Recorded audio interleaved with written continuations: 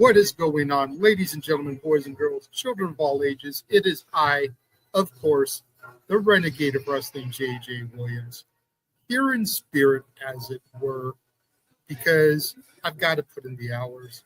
I got called into work today. Priorities over passions, as our good host always likes to say, but I could not let episode 150 of Simply Predicting go by and not make an appearance, not be here to congratulate the simple man with the spectacular voice, Noah Foster, on this milestone achievement. Congratulations, bro. Have a good double feature tonight as we discuss Crown Jewel and Bound for Glory. Noah Foster, take it away.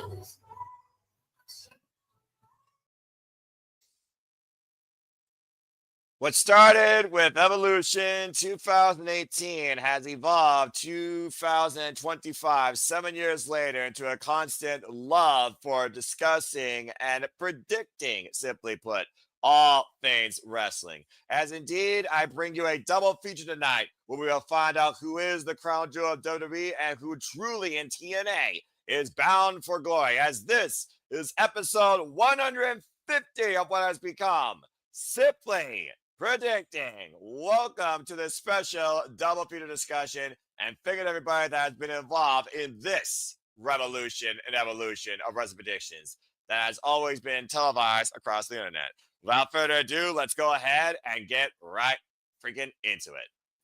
Hello, everybody, and welcome back here once again to another edition of Simply Predicting. This is a special double feature, as we talked about before, and of course, I am the host. I am the simple man of the simple brand, the voice of SRS, forever grateful for all-face professional wrestling.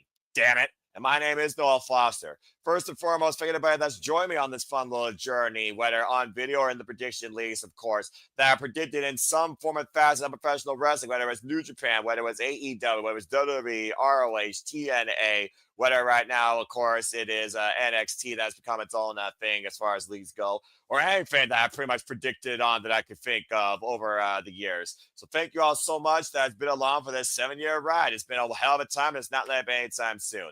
Again, you know what you have to do. In case you don't know, I host prediction leagues. So stay tuned for the forums. They will be available, of course, once these streams conclude in the comment section on my social media feeds, of course, as well. And if you want to dictate the conversation, super chat or PayPal the patch to support my friends. It is truly as simple as that. Let's go ahead and look at tonight's simple panel and get into the discussions. First and foremost, it's always a pleasure having one half of the VIPs of most of my predictions leagues, and honestly, most of the lately Simply Predicting. What happened to Dominguez? Emmanuel Dominguez has joined me tonight for another edition of Simply Predicting. Emmanuel, good to see you. How are you feeling about WWE Crown Jewel or TNA Bound for Glory? I think TNA Bound for Glory is. I have more hype for it than WWE Crown Jewel, to be honest.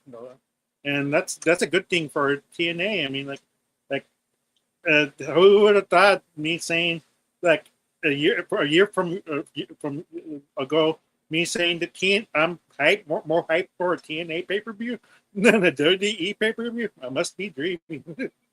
But it's what it is. Like a WWE is a mediocre storyline. They just floating by without care, without people getting pissed off, saying the product is stale and everything like that.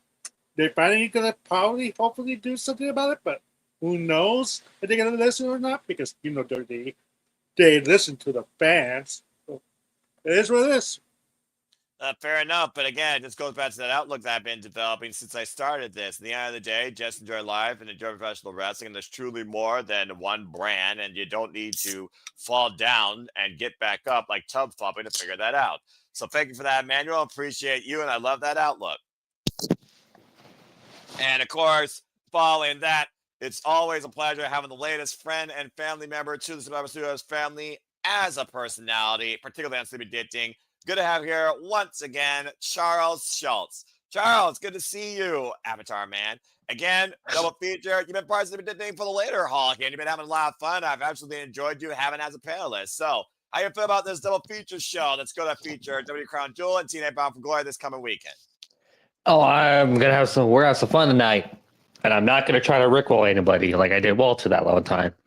About to say, Walter is not here. And again, just to give a shout out to some people that have been involved in its development over the years, from Sienna Chanel to Zero to James Gebert to Walter Cruz to Mark Griffith, Jeff Chadwick, Christopher Ross, my Horseman's predictions, Jeff Meacham, JJ Williams, Patilla, everybody that's been involved here, at least on one episode. You've all made this possible. So again, I truly thank you all so much during the history of Sleepy Dating. Of course, talking about Birdman, Owen Finch, and Chris Dodd, Casey Gallagher. There have been so many unique personalities that have joined me on this escapade of predictions. That's been absolutely wonderful. The ladies of WrestleMania predictions panel discussion, that was fun with, of course, Stat Boy and Stat Girl. Shout out to Mikey, by the way. Stat Boy approved. I hope he's having great fun calling Monday Night Football. Of course, CC. So again, to everybody that's been involved here, hell, even Natalie, I think at one point was even on here at one time. Thank you all again. But yeah, you know me, I'm TNA faithful. Again, not my NXT.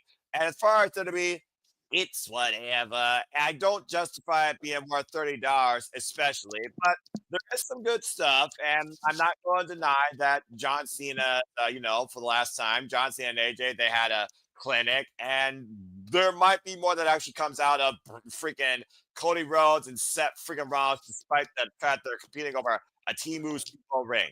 But I think without further ado, as we look towards Bound for Glory, we hope that the TNA World Championship are brought back home. Simply predicted community, panelists, enthusiasts, whether you're watching live or on demand, whether you're a TNA faithful, whether you're a WWE fan, let's go ahead and get right into it.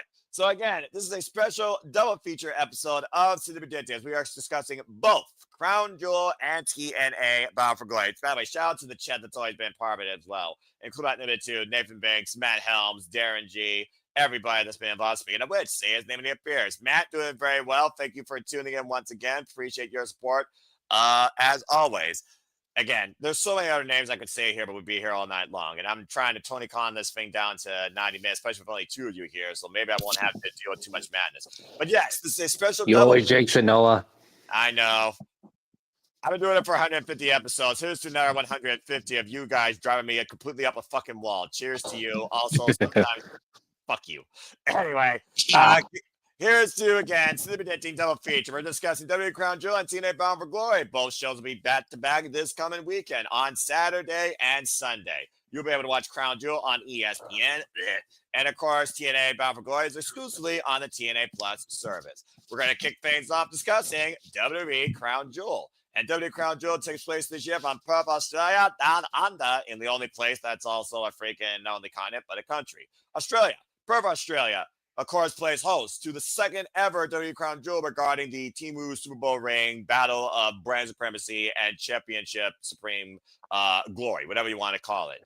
And keep in mind, set your clocks accordingly. We are in Australia. This show starts, get this, 8 a.m. Eastern Standard Time live. Pacific Coast, 5 a.m. Pacific Standard Time. Good luck to you. So plan your times accordingly. I do believe we will be calling the show live because, again, I'm a glutton for punishment. But because I'm a New Japan fan, the time doesn't necessarily bother me. So without further ado, we have 5 matches on tap because WWE sucks. They only have 3 graphics. And honestly, I think these 3 matches matter the most. So we're going to save those 3 matches last and talk about the undercard, in my opinion. And why I don't call him an underdog, I call him the top dog. Acknowledge him. We're going to kick things off talking about the Tribal Chief, Roman Reigns, taking on Bronson Reed. And this time, it's an Australian street fight. So, let's go ahead and talk about this. This match was made official, of course, this past Monday on Monday Night Raw as Roman Reigns came back. And once again, Bronson Reed and Roman Reigns can't seem to get enough of beating the crap out of each other.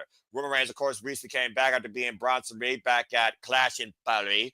And, of course, was obliterated by Bronson Reed and Braun Breaker after the fact. So now we got an Australian street fight where if they want to go crazy and then Braun Breaker wants to try and spear them out of nowhere, he very well might do it. It's also become a bit of a family affair as the Usos have been involved lately, particularly Jimmy and Jay. But Jay, following Roman's advice more so, does make Jimmy wonder if Jay is trying to be more like the Tribal Chief.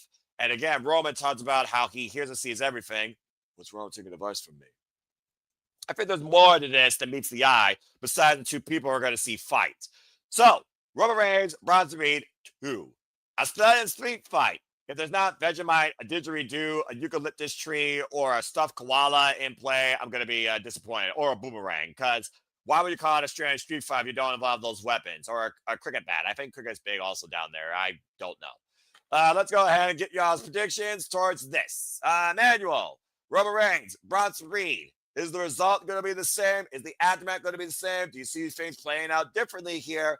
Could it be a tease to lead into War Games, which of course you, Dattila, and others are going to take part in live in San Diego, California, next month?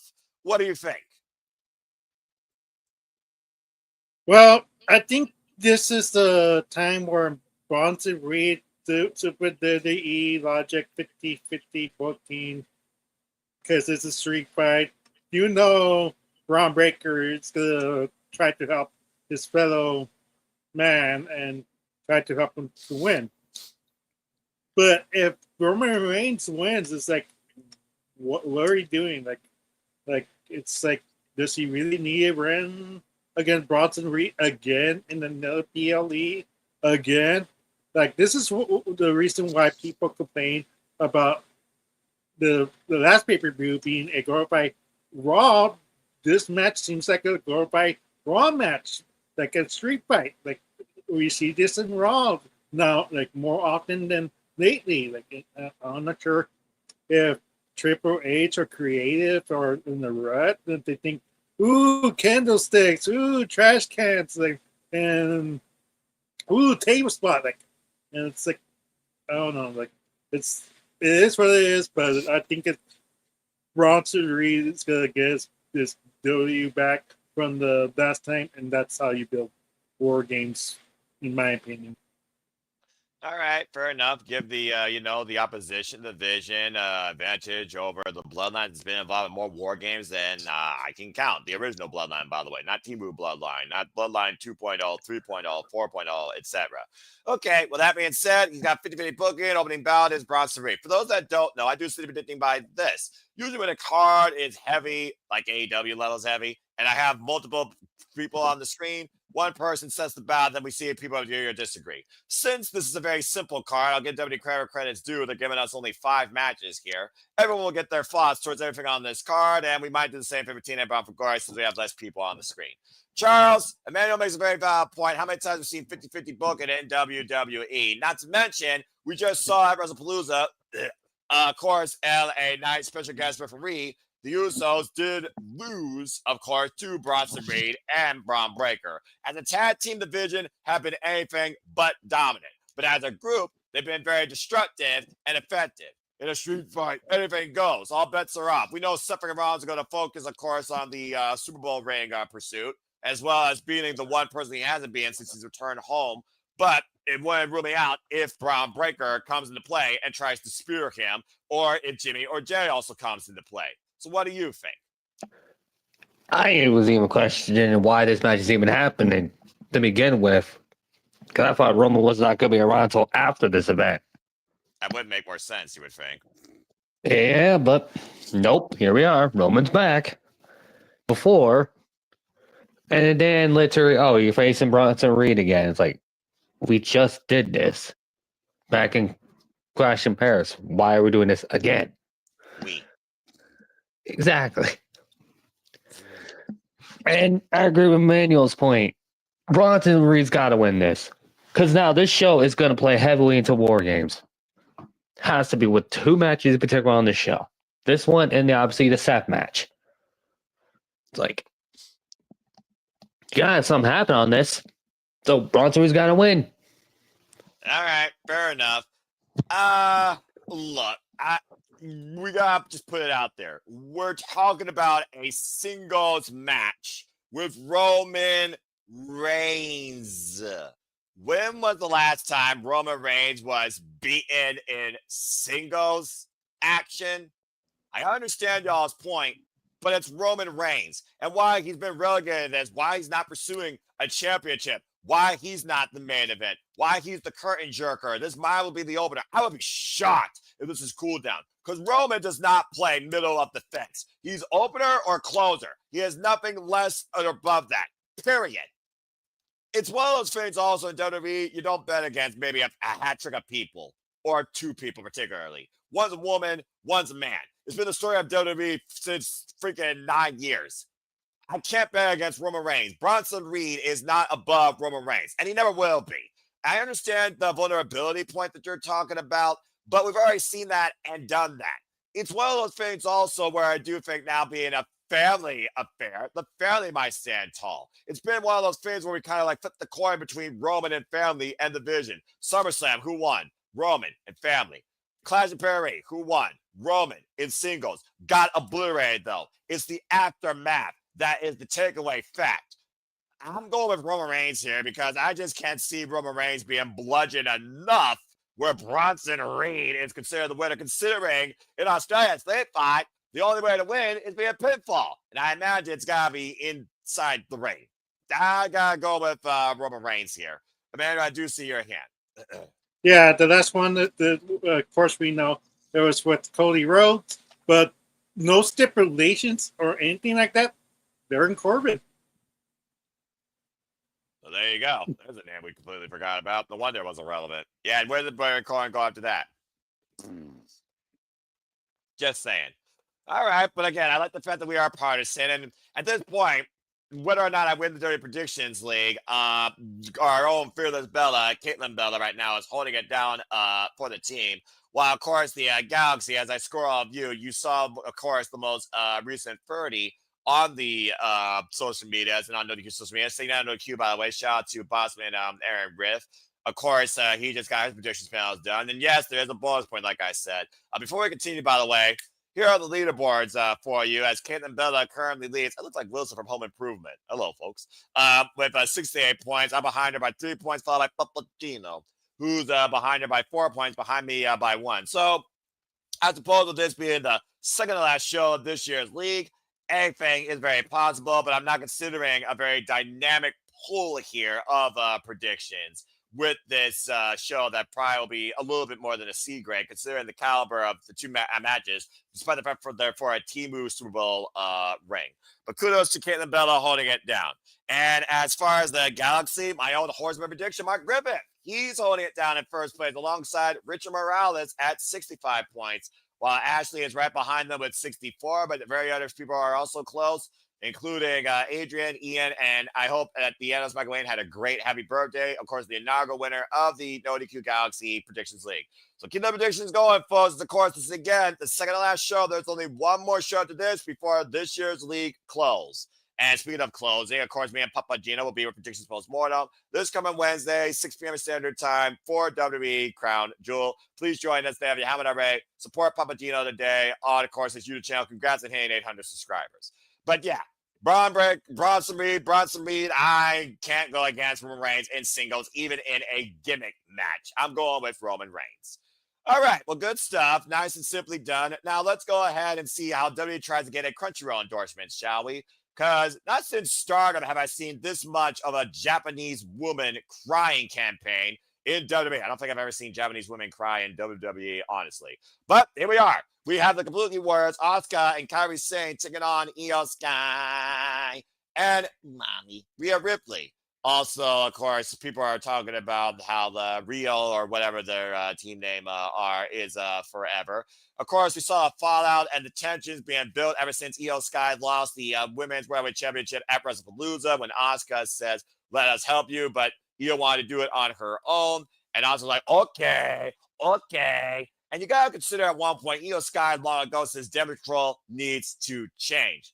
Who knew the change, though, would be more Io Sky becoming the breakout star and Asuka going full-fledged freaking Yakuza heel on her with the freaking miss and being the venom in her existence. As we, of course, saw, Mommy Rhea Ripley has no problem with Io Sky. Tremendous respect for her, despite the fact she's never beat her one-on-one. But Rio does have a problem with her former family now, the Kabuki Warriors, who have tossed Io to the side after missing her in the face. While Kairi Sane, hurt, heartbroken, torn, we could still be a family. Of course, right now it's underneath Asuka's own manipulation. Whether or not she turns on her, that's beyond the conversation. So we got a tag team match because Mama Rhea Ripley has to be involved. We're down under in Perth, Australia. Just saying. And we got Io Sky and Rhea Ripley teaming for the first time ever, I believe, against the Kabuki Warriors. Could this lead to an impromptu WWE Women's Tag Team Championship match down the line regarding one of these teams or both of these teams? Are we done with the Kabuki Warriors after this? Are we building into something bigger? Maybe Asuka versus Io Sky for the first time? That's just some of the things that you all need to consider. Let's go to Charles Schultz first regarding his prediction with this tag team match. Please. Charles, Rhea Ripley, Io Sky versus Kabuki Warriors, Asuka, and Kairi Sane. We, of course, saw Kairi Sane and Io Sky most recently on Monday Night Raw. And thanks to Asuka's involvement, Kairi Sane did get the better of Io Sky. So that's also something else to think about. And so, what do you think about this tag match? Who you got? Oh, that's about to be most probably somewhat the easiest. Rhea and Io. I do not expect Rhea to come into her home country to lose. No chance. No chance in hell. Yeah, but I expect this feud to continue anyway. Host this show regardless. Well, Lord knows we don't have a women's War Games identity yet, and very well, Lord knows people want to see Io Sky drop like a bomb on Nagasaki with a trash can on her head off the steel cage, and she's done it now every time she's been involved in the match. So Yeah, literally, we can easily figure out the men's one better this year compared to the women because we don't got anything set up with the women at this point. That makes sense. Right? Besides the men, men's easy. Well, yeah, but to be fair, the women has always been like, here's a bunch of people. Okay. That's true. And who's been at the forefront of most of those? Io Sky and Rhea Ripley. So again, just saying. All right, fair enough. That being said, we got Rhea Ripley and Io Sky winning this tag team match. Emmanuel, do you agree? It almost feels like Asuka, for the first time in her illustrious career, has gone full-fledged heel. But will she stand on her own? Is her family completely done and done? Will Kairi Sane turn on her? Can we get more teases of those cracks potentially here? And by the way, this is not Crunchyroll anime worthy, in my opinion. Nice try, WWE. You're not Stardom. You never will be. But what do you think about this tag team match? Do you agree with Charles? Yes, I do, but I gotta entertain the idea of the Kabuki Wars winning type of scenario because I think we're all gonna agree with this outcome. Maybe you surprised me, Noah, but who knows? But I gotta say, the Kabuki Wars for the ha-has, because let's face it, like the Kabuki Wars need this win, because if they don't, like, then what's the point of Rhea and Kairi? And the whole breakup, and like, it doesn't make sense. You need to make them strong, like, because if Io can't easily defeats her family, who knows every weakness he has, how is the Kabuki Wars a legit tag team lose in this situation? Because Rhea's been questioning, like, Io, can I trust you? Is your heart in it? And that might be enough for them to get the win. Because Rhea's like, what happened, Io? You had the win. You had Asuka to win, and you didn't pull the trigger. And that's the only way I could see the Kabuki Wars to win. That way, you had the Kabuki Wars and 3 other women. This is Io and Rhea with 3 ladies in War Games, because that's what I would love to see. But who knows? Like, but because it's Perth, it's Rhea's hometown. Like, it's set up. Like, that's why my heart's leaning for Rhea and Io winning. But my brain's saying no. They had to book Kabuki Wars strong, because if not, Kabuki Wars are done. I don't know why they will feud more longer than this, because they proved their point. They won. Io doesn't need her family, because basically her friend Rhea helped her win over her family. So it's like there's more story to be in the meat. It just cut, cut to the chase. So hopefully my brain's right, but my heart goes Io and Mommy. Well, you do bring up a point considering Sky was given a picture while she was being checked after being misted by Kairi Sane of their family. Whether or not she still has that with her, she did tell Rhea that it's me and you versus Kabuki Warriors, and I am ready. And of course, Rhea Ripley has no ill will towards Sky. Feel sorry for her, honestly. But I do think there is more to come out with Rhea and together then as singles going after the championship for the time being, since people wanted to get Rhea Ripley, mommy, away from the title for the time. So it is one of those things where I do think that this feud is not going to be over, and it doesn't end until we see Kairi Sane turn on Asuka, and Asuka is completely on her own, and she will curse in Japanese once that happens. And I don't think it happens come Saturday. But yeah, because the fact that again, WWE also booking, if one side goes in with the momentum, they're going to lose. The villains right now have the momentum,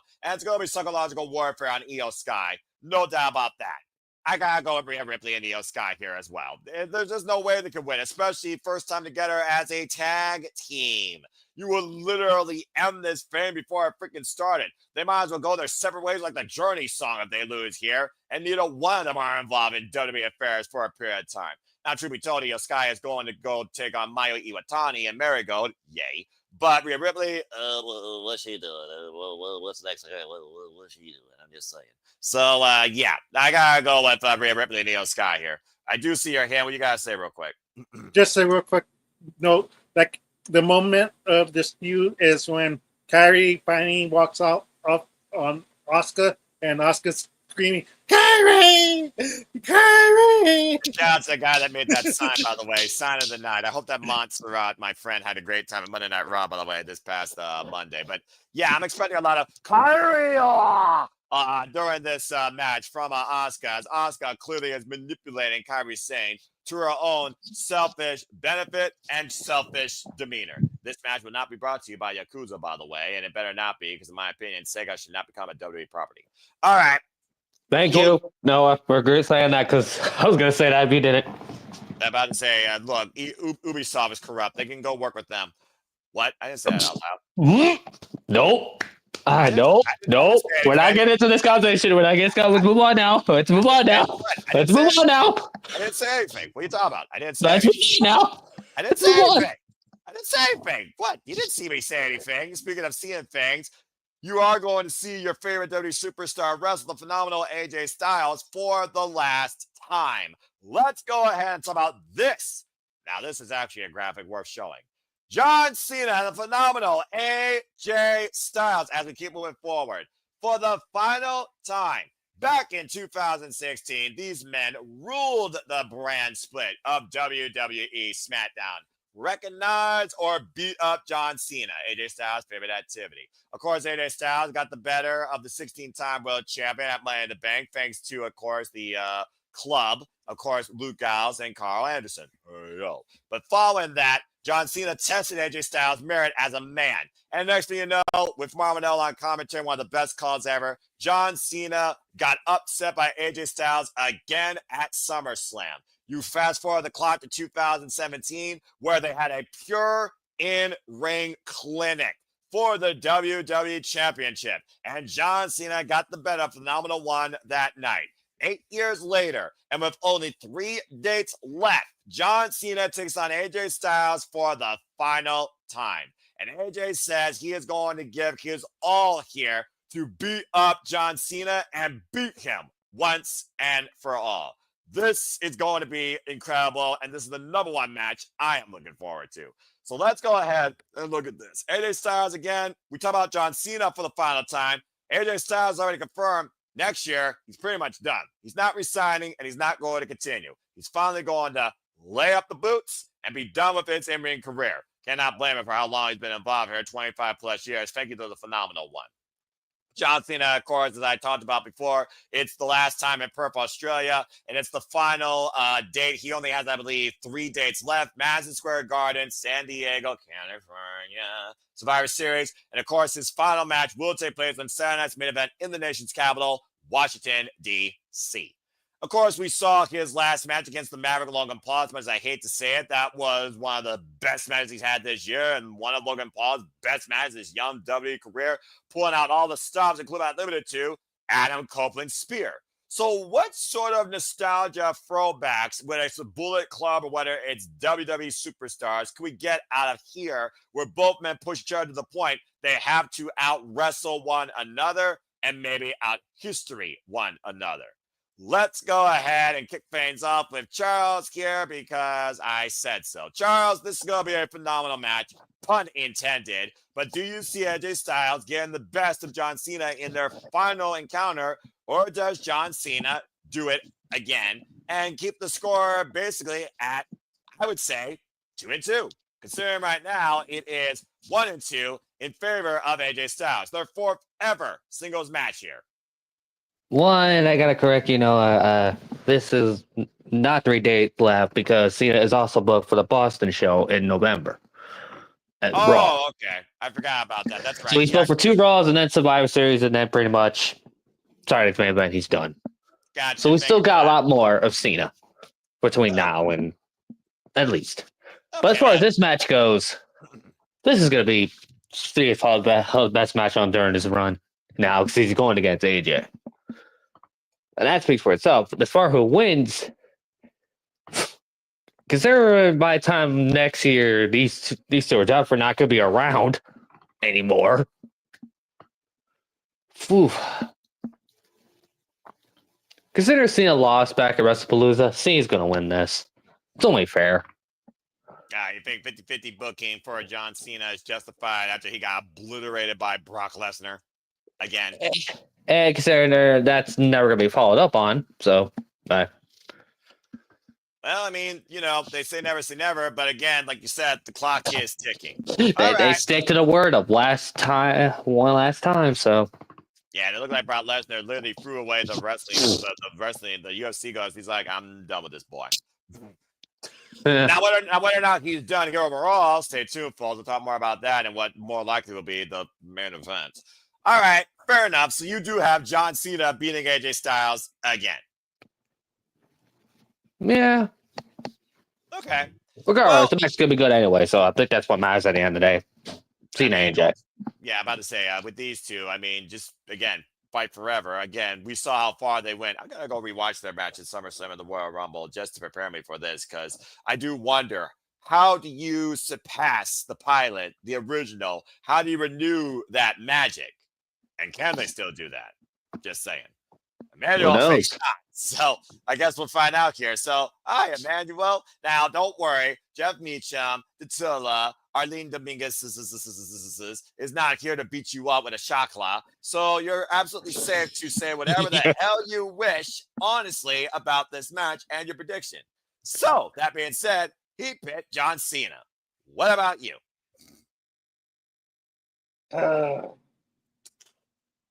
Yeah, Cena's going to win this. Oh, I feel bad for AJ. I feel sorry for AJ Styles. And he did his best to promote this match, but it's yeah. She's listening. Yeah, Hello, Arlene. Appreciate you. She's listening, but she's gonna attack me in the morning. she's gonna go around. So we'll see Emmanuel in the chat now. We know why. Yeah. Anyways, like that's the more interesting match in San Diego and Survivor Series. Jeff, with Attila, Arlene, this is me, 3-on-1. Anyways, this is more interesting match than this match. That's why I'm not even talking about it. But I have to say this. Like a lot of people have been complaining about John Cena's final run. That it's been bad. It's been stupid. Like it's the waste of a farewell tour. Guess who made his schedule? Who signed this contract? John Cena. So if you gotta blame anybody, blame John Cena for not giving the whole year to WWE. This is why Cena's run felt so flat. Like it's falling face, hard like on the concrete, really hard. Like, and you'd be like, "You okay? You like like, are you fine? Like it's that bad. Like I just be honest. Like if John Cena was gonna say it's for her, we should just saw sign the whole year. We could have got a lot more matches that we did not see because we've been seeing. Yeah, we could have seen Carmelo versus Cena. We could have seen like Martet Ford versus Cena. We could have seen Joe Henry versus Cena. We could have seen so much. Damn it, he said his fucking name. His name and he appears. I believe in Joe Hendry. You couldn't help yourself. But it's been talked. That's why I mentioned. Fair enough. So it's one of those things like who do you blame? WWE? Don't blame WWE. Blame Cena. We could have made this this final year going turret to turret and made WWE lots of money. How many people would have gone to Raw and SmackDown and like in pay-per-views if he was like if he stick to it? But no, like once Cena died down, people stopped going to Raw. People stopped going to SmackDown because they weren't going to see their favorite hero John Cena anymore. That's why it's been bad. And I'm not sure what. It's Cody Rhodes is not the answer. It has. They really need to think this out because once Cena's out, I'm not sure how many people are going to stick seeing their WWE. To be honest, it's one of those things that you need to start. They need to start thinking who's going to be their next Johnson. It's not going to be Roman Reigns because Roman Reigns is already a part-time. That's what it is. So someone has to be holding the throne for long and be there consistent. And Cody Rhodes is not the answer. Because right now, he's really dragging the narrative down, and it's not his fault. It's just like we're done. It's time for his character to evolve.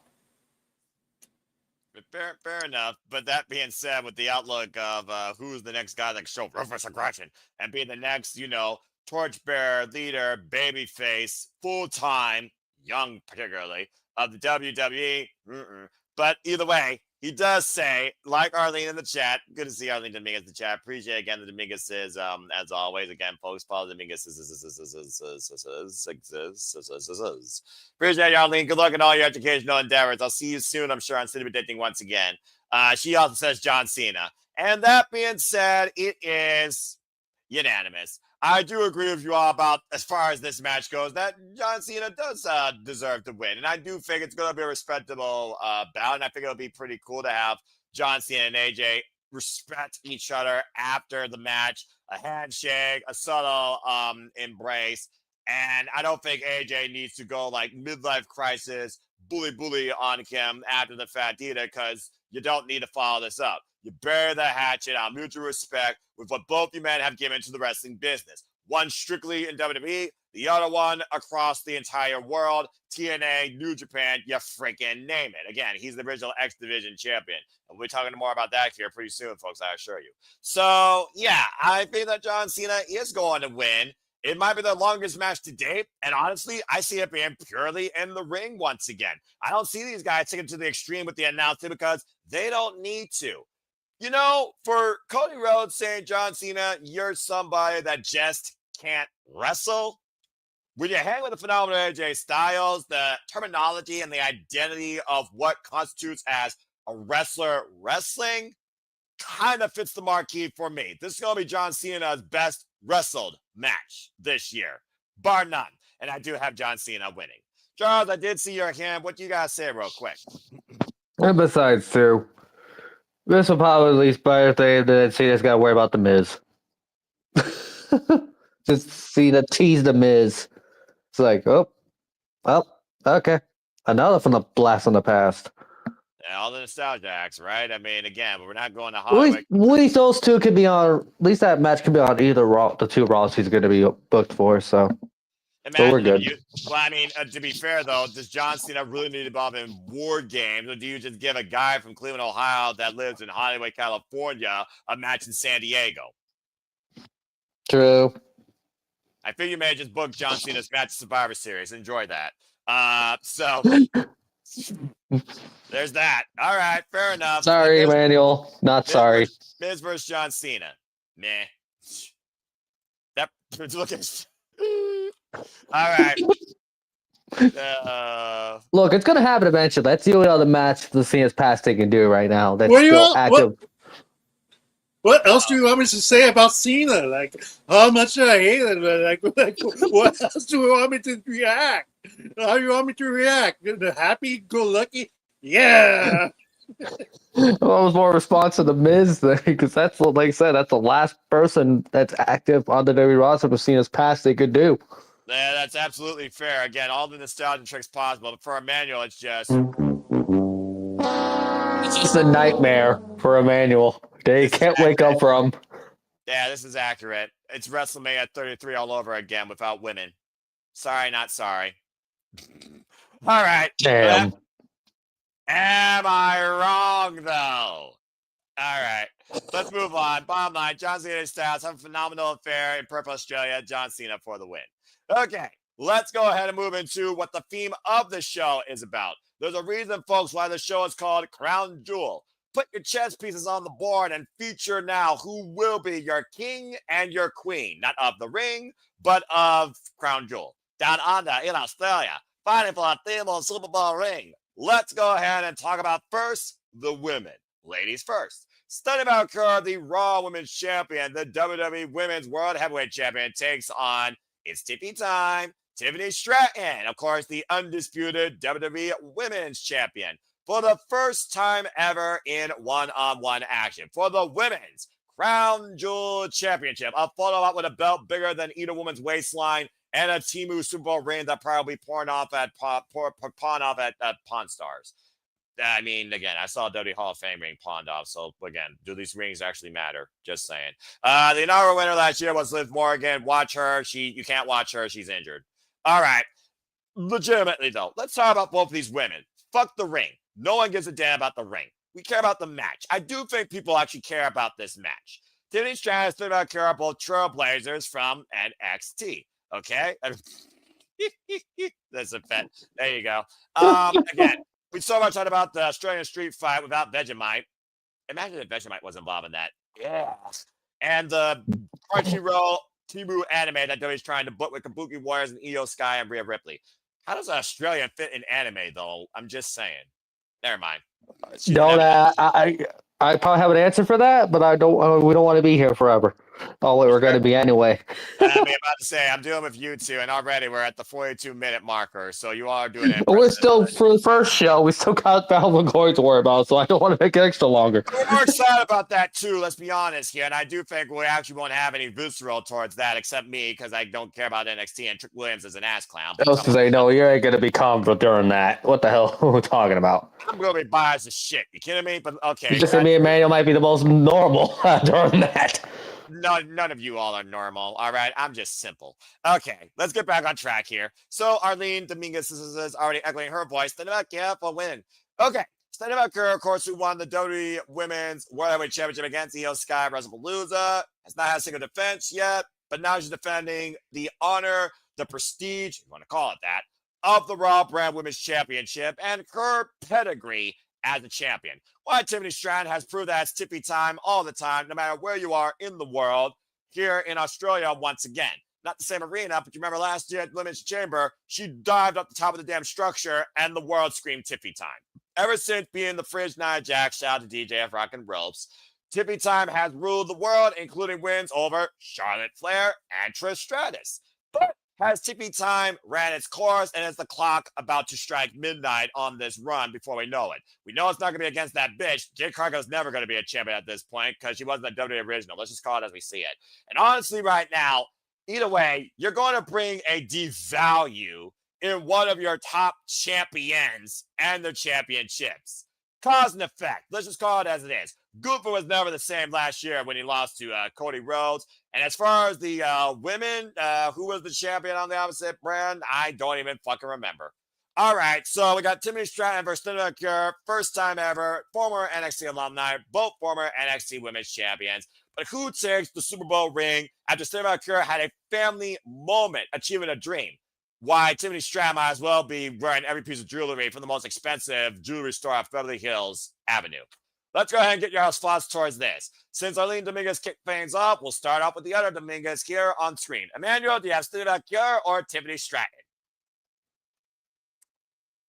On paper, it's that's to be Stephanie Vaquer. I mean, I think that he planned this all along in a way. It makes me wonder if Noah.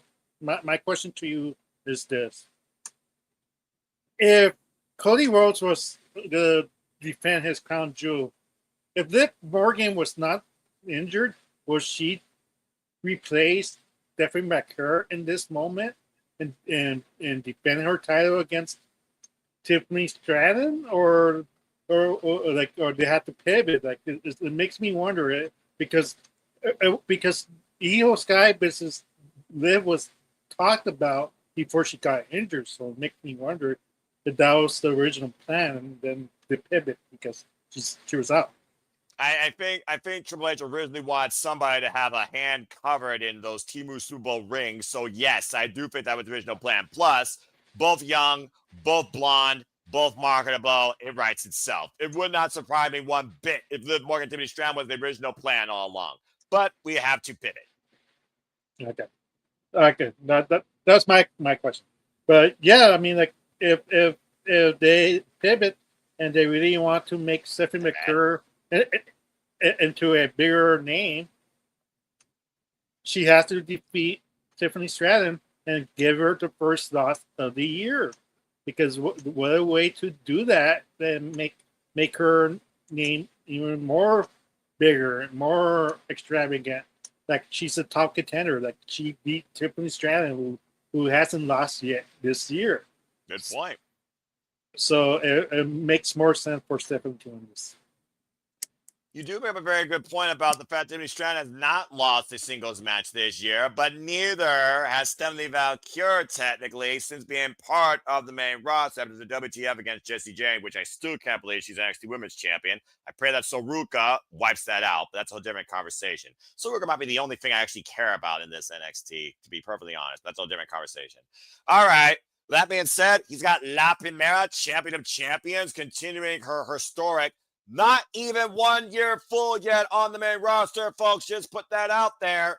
Run now as champion and proving her value as a commendable champion, not just the title, but of the brand. Raw vs. SmackDown. And by the way, that was the last time those wrestling video games mattered to me. The 2K series, don't give a damn. All right. So that being said, Stephanie Vaquer. For both the Dominguez. I feel like there's Latina power, though, coming into play as well. Just saying. That being said, Charles, what do you think? It's a very interesting thought that, again, neither woman technically on the main roster have been pinned or submitted in singles action. So for the first time this year, someone's got E&L in the singles win. Now, Lord knows in WWE, wins and losses don't matter. It's more about the story. But if you're on ESPN, you're trying to be more sports eccentric, and you're fighting for a Super Bowl-esque ring, then you would think whoever got the final play would actually matter in sweet victory for the long haul. But Tiffany Stratton on SmackDown, who the hell does she have a challenger not named Jade Cargill and Nia Jax, which is why I don't give a fuck about that brand and their division. Stephanie Vaquer, fresh start, but they're actually going to push somebody like Maxine Dupree, like Ivy Nile, like Roxanne Perez, like Lyra Valkyria, like Bayley. Just saying. So, just some thoughts out there. Again, cause and effect. Regardless, one championship and one champion is going to be considered weaker than the other. What do you think about this? There we go. You're not wrong. This is more than the women's match. Just this year is not really has much story compared to the men's this year because that has a lot more story. The men's has a lot more story because it doesn't even involve the Crown Jewel title, honestly. Speaking for itself, but as far as this goes, You know, hell, you know what? I can't believe I'm gonna say this out loud. Sorry, Manuel. I gotta pull you over here. I'm going with Tiffany's trying to win this. I can't go against every time at this point. Because every time someone goes against her, look what happens. I thought she was going to lose the title in that triple threat match with Nia and Jade. I was wrong. Thank Christ. But I just can't go against Tiffany Stratton. I just can't. All right, I respect that, even though you're not even in the top 3. But then again, you also joined the league very late, so I'm not going to hold it against you either. All right, so I like the fact, though, that you guys literally went 50-50. Also, fuck you, because that means I actually got to choose now. All right, that being said. Sorry, Noah. Of course you aren't. Emmanuel, and let's keep in mind, folks, believe it or not, your predictions, of course, are not final until, because I'm a crazy man, 7 a.m. Eastern Standard Time Saturday morning, because we do have a SmackDown, believe it or not, in Australia that could also lend some food for thought in the conversation. Maybe. Emmanuel, you have a thought at TC, so what do you got to say real quick before I give my prediction? Yeah. Like, just to tempt you more, Noah, Charles might be right, because during the contract signing, they weren't cheering for Stephanie. They were going TV time. It might, for those TV Stratton haters out there, I know I read those either you see that you don't like her run, but she's getting cheered by the casuals. So Well, that's because she's more marketable. It's just a matter of time before she's a freaking Mattel Barbie doll figure. She came out as a freaking Barbie doll at WrestleMania. I'm just saying. She's a living Barbie doll in a Barbie world. Blah, blah, blah. So give it time. By time next year, if that happens, we'll say, well, no, you put that in Fun Universe. There you go. If they actually make a Barbie doll Tiffany Stratton, I'll sing Barbie Girl on the air in a pink suit. All right, let's go ahead and move on here. When you hear this back, you heard that.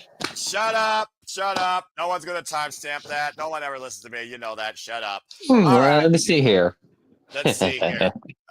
Charles, don't make me regret this. Emmanuel, shut the fuck up. All right, well, fuck me for a match without story, because again, I do love competition. I almost do wonder, though, this could be more competitive than Io Sky and Thunder Vaquer. But Tiffany Stratton has definitely proved me wrong in her value as a champion and in-ring competitor. Shit. Well, I mean, again, Tiffany Stratton, she has nothing else. I mean, honestly, God, she's gotten through the whole damn miscellaneous roster that hasn't been basically mid-card with Julia. That is a crying fucking shame, by the way. Because BFM and Meacham, I mean, good Lord, that's about as team as it gets.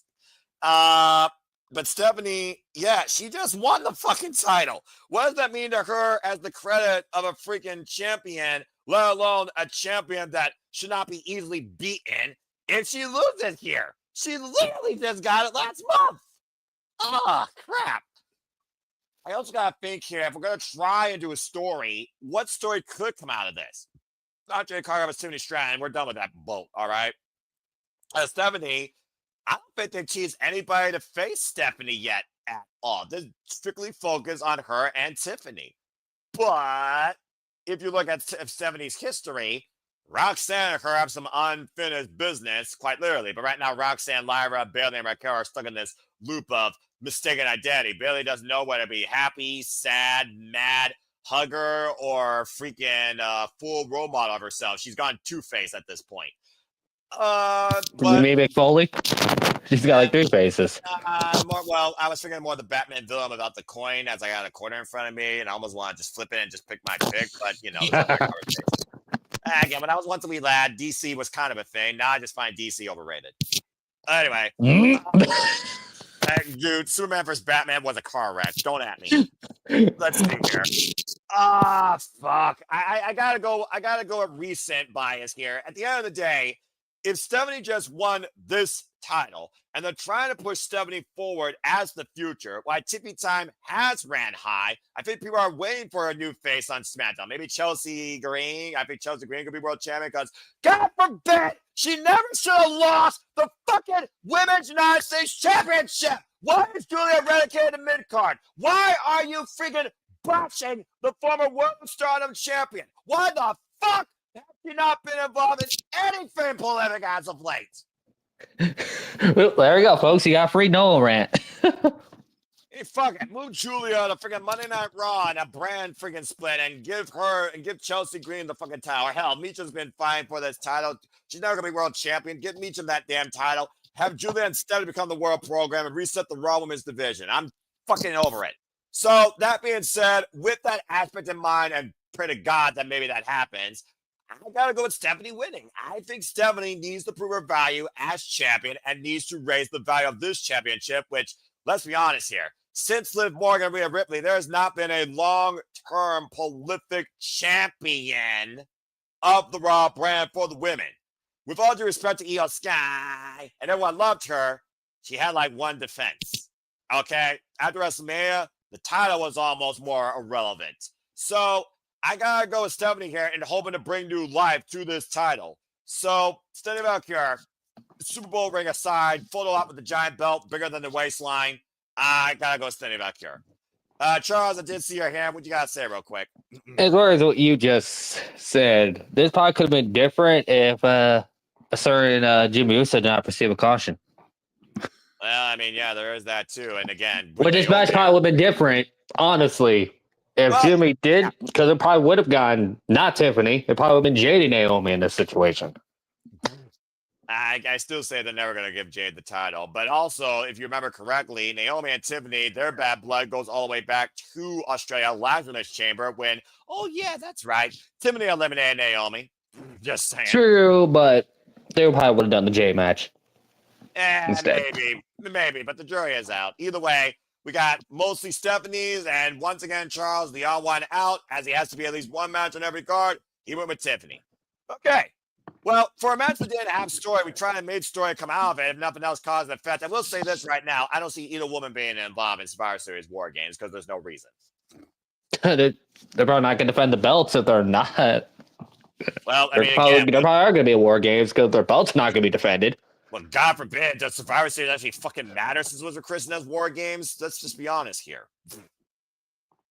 All right, that's enough of that talk. Let's go ahead and get into the actual main event with the most story, because this story goes all the way back to WrestleMania 38 when someone that was undesirable became undeniable, came back home. And who was the first person that welcomed him through that door? Seth freaking Rollins. What does this vision hold in store? For the men's Crown Jewel Championship, the American Nightmare, the undisputed WWE Champion, Cody Rhodes goes one-on-one with the Vision, the WWE World Heavyweight Champion, Seth freaking Rollins. And this is actually a defending Crown Jewel Championship scenario. For Cody Rhodes is the inaugural men's Crown Jewel Champion after beating Gunther. I still say Gunther should have won, but at the end of the day, this is WWE. They don't give a fuck. All right, guys, let's go ahead and talk about this. Not just the story of these two men and their respective careers and what ties them together, but the fact there might be, I don't know, a certain beast incarnate on both these men's minds that might come into play when it comes to the Oracle, the Wise Man, the Advocate, the GOAT, Paul Heyman. It was WrestleMania 38 when Cody Rhodes returned home and faced Seth freaking Rollins that night and beat him. Follow up with that match, of course, we had a quick roll-up where Cody Rhodes beat Seth freaking Rollins again at Backlash, WrestleMania Backlash at the time. And then, of course, with a torn pectoral muscle and the red crate of hate, it was Cody Rhodes that got the better of Seth freaking Rollins again in a hat trick. They have not met one-on-one since. However, to be the lesser of two evils, Seth freaking Rollins says that he enlisted Cody Rhodes. It was a team of circumstance with a similar purpose to make sure the Tribal Chief Roman Reigns lose the WWE Undisputed Championship. And even the Shield had to break out when Seth freaking Rollins was the Shield to Cody Rhodes. And of course, that allowed Cody Rhodes to finish his story last year at WrestleMania and beat Roman Reigns for that title. And of course, Cody keeps on echoing Seth with bad back, bad knee. He was WrestleMania's MVP. But they say they are not friends. And why Seth freaking Rollins might be clouded by his own judgment, stuck in the shadow of the Second City Saint CM Punk, even though he has the World Heavyweight Championship. Thinks the vision is clear. The future goes through him. Now let's just stick a sword through Cody Rhodes' heart and finally beat the American Nightmare one-on-one and prove that he is the better man. However, Cody Rhodes is wondering, Paul Heyman, are you truly with Seth freaking Rollins? Or let's talk about maybe your previous client, Brock Lesnar. So your prediction here is twofold. Not only are you trying to figure out who wins the Men's Crown Jewel Championship, not only are you thinking of Seth Rollins beats Cody for the first time, do you see Brock Lesnar show up and confront either of these men for either of those titles? Because Brock Lesnar has been in the conversation now since WrestlePalooza, particularly when it comes to everything in the vision goes through Seth freaking Rollins. Does it?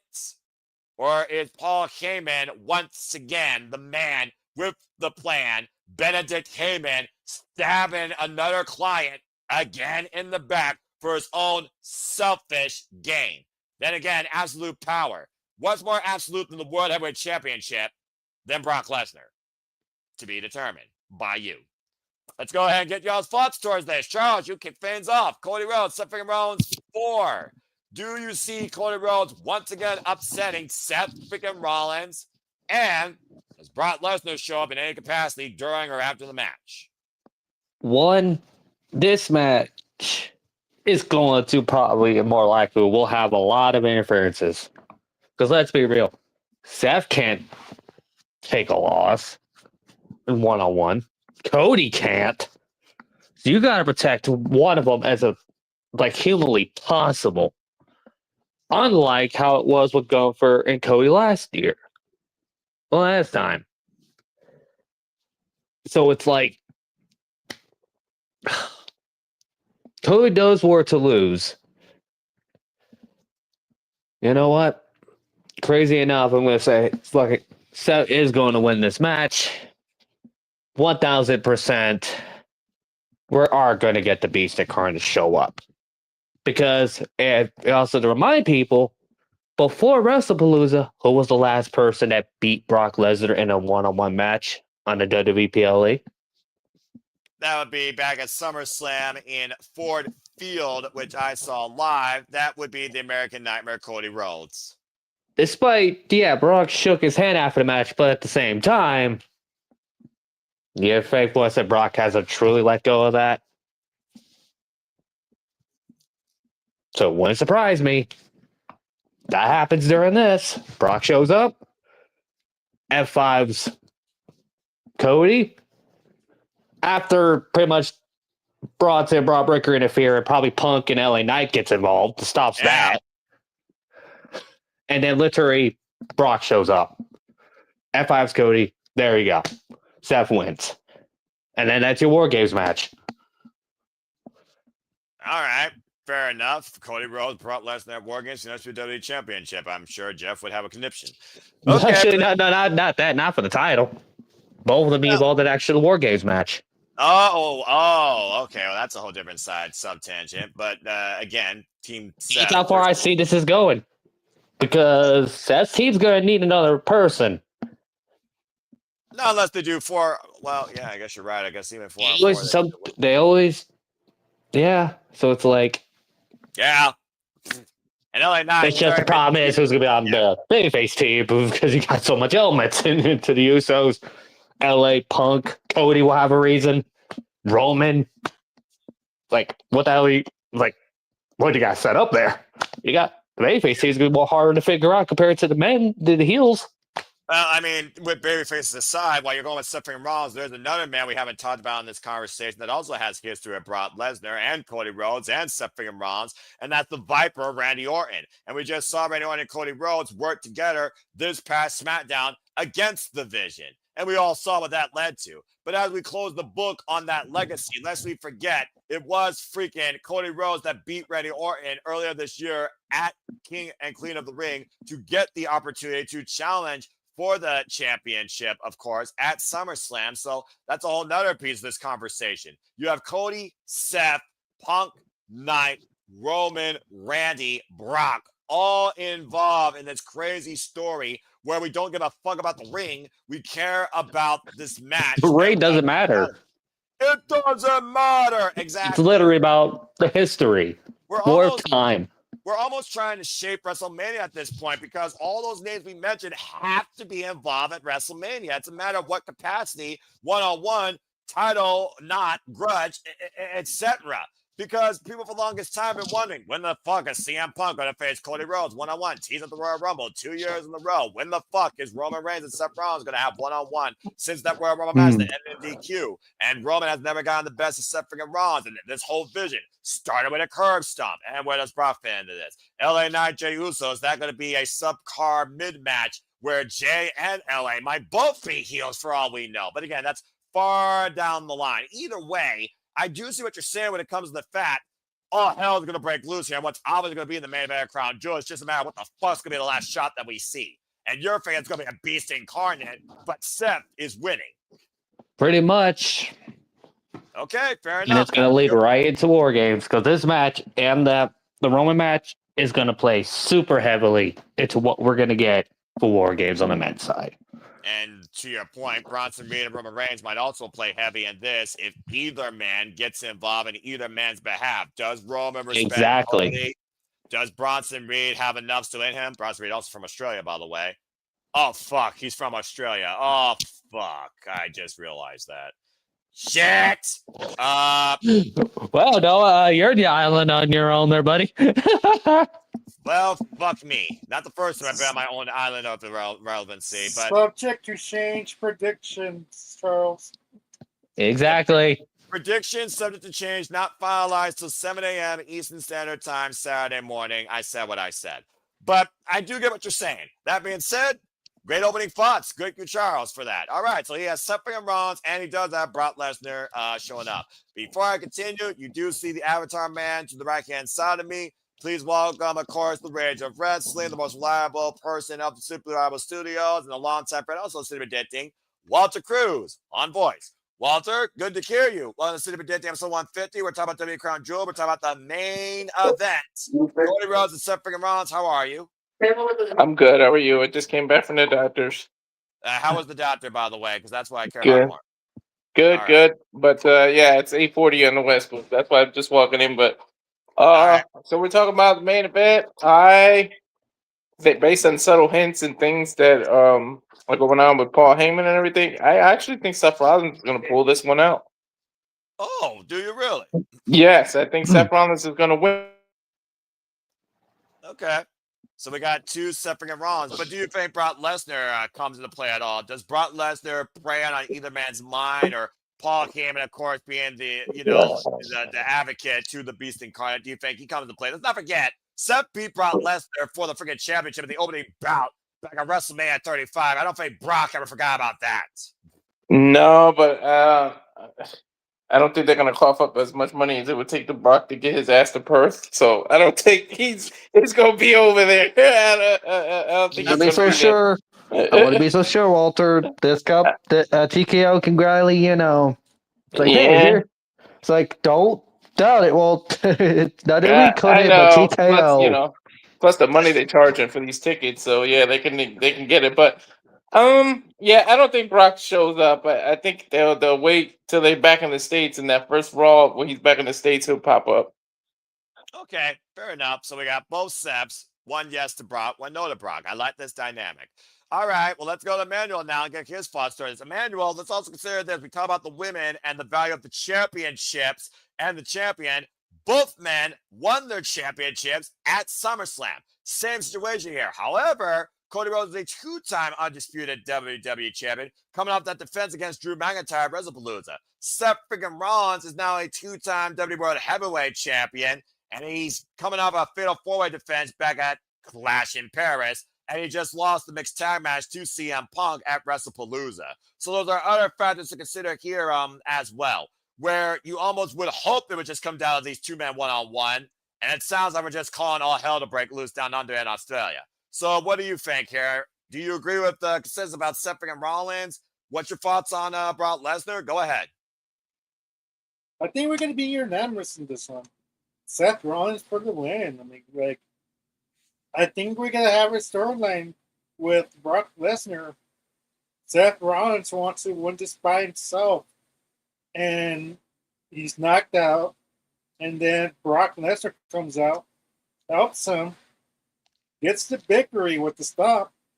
Then later on, he like in Raw, you make him see he's all happy about his victory, but he doesn't see the replay. He's knocked out. He's out. Well, once he gets to Raw and sees the replay, he's gonna question Paul Heyman. Did you know Brock Lesnar was gonna come out? Were you part of it?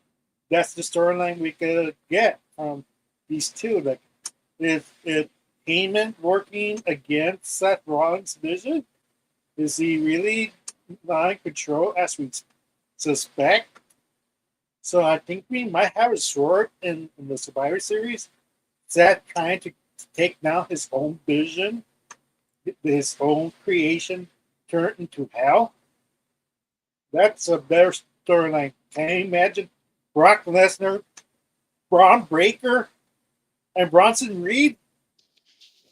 All the bees. Oh, the beast, exactly. And literally, that's like 3 people you don't want to be in a dark alley. Accurate. Yeah, imagine this: Ova Femi as the fourth guy. Well, he's been MIA since losing the NXT Championship, so that's a whole different plot itself.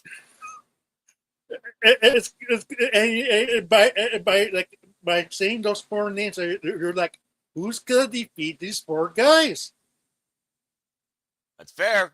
Well, I mean, hell, Roman already beat Bronson Reed, and we still are waiting for Roman versus Braun. I'm just saying.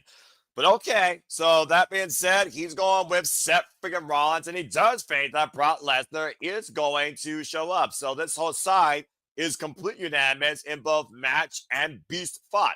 You, of course, are same decision, but you think Brock does not. Emmanuel, I think you literally hit the nail on the head, because let's be honest here. Again, the story. What's the bigger story right now? What's been Monday Night Raw since who knows when? The Seth and Punk show. At this point, they're going to run back Seth versus Punk one-on-one again for that title. I don't think they are going to work on Seth versus the Roman. And actually, well, that's right. You did go with Brock. So basically, everyone's basically saying the same thing. Walter was the one that said no to Brock.